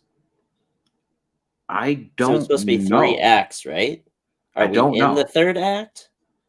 I think we're going into the 2nd act. Well, the Fall of X was, so we had Dawn of X, which was the 2nd act, right? Yeah, like, is this? Well, we had Destiny of X, which was the 2nd act. Dawn of X, Destiny of X, the 2nd act. You know, Fall of X, Fall of X, the end. So I don't know. Then it's Act 3. because they haven't given us, like, we haven't really started Fall of X yet at all.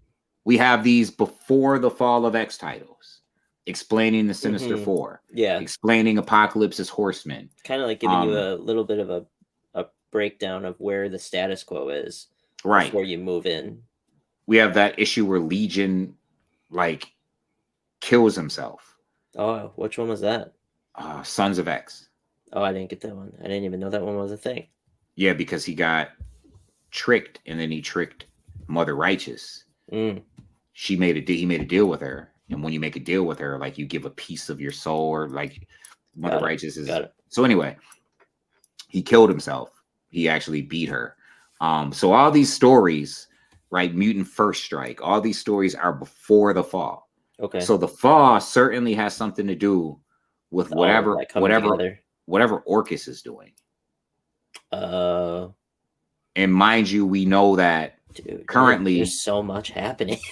currently where we're left at right now, right, is 4 members of the Council of Krakoa have no voting power. None, because they're on the council, but they have no say because they still may be tainted by Mr. Sinister's DNA.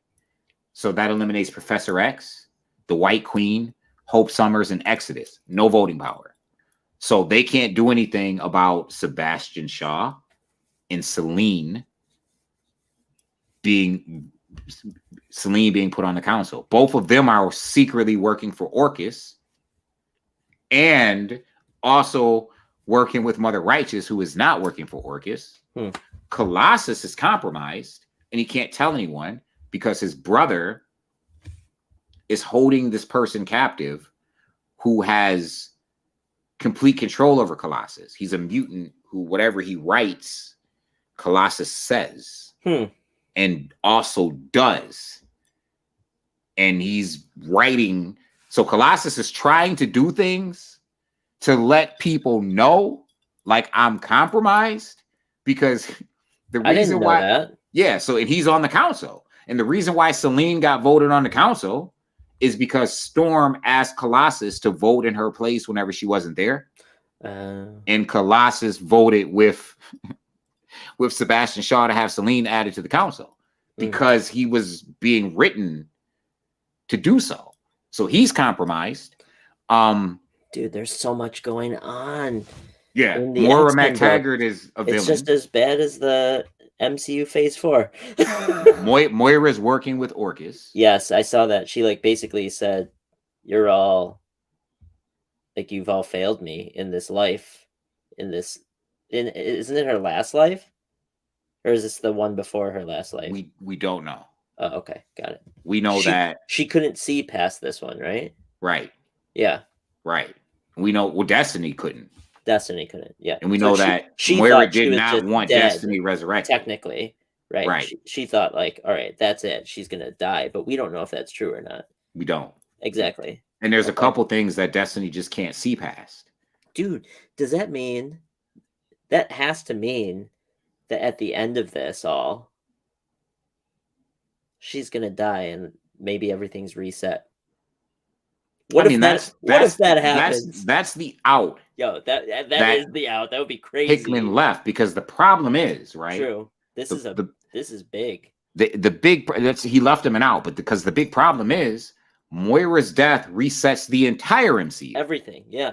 Not just the X-Men, man, like Hickman all is of it. Genius, man. He's a genius to have done this.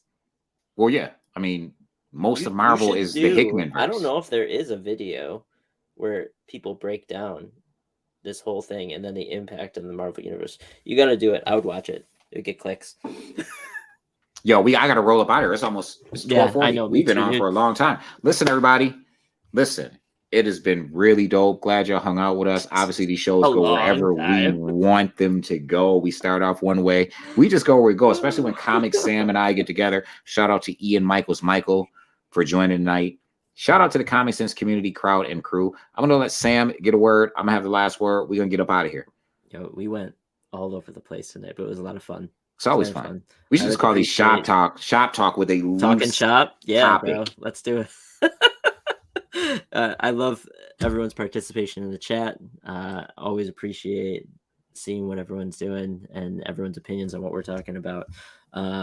See it in the chat, obviously, that we've got going on Facebook. So join the Facebook group, like and subscribe on YouTube. We'll be back next week. Yep, we're gonna have Del Guzman hanging out with us next week as well. Oh, yeah. So Del from the Comic Menu is gonna come hang out with us. Obviously, it's not like an interview or anything. We're gonna keep doing what we do. Wait. Let me talk to you about next week. We might have to go early, That's fine. like a day early. Oh, I can't. Maybe we'll go during the week. I'll talk Okay. to you. I'll talk Yeah, to we you can do about it. that. We can do that. We can go. Yeah. We just have to be. We'll before, figure something obviously, out. We talked about it. Either way, we're gonna keep bringing this content every week. That is what it is. We're back. This has been ComicSensory Perception. As always, shout out to my Comic Sense community crowd crew. Appreciate ComicSam for being in the house. I am Issue X, Comic Sense Production. Y'all know the deal. We up out of here.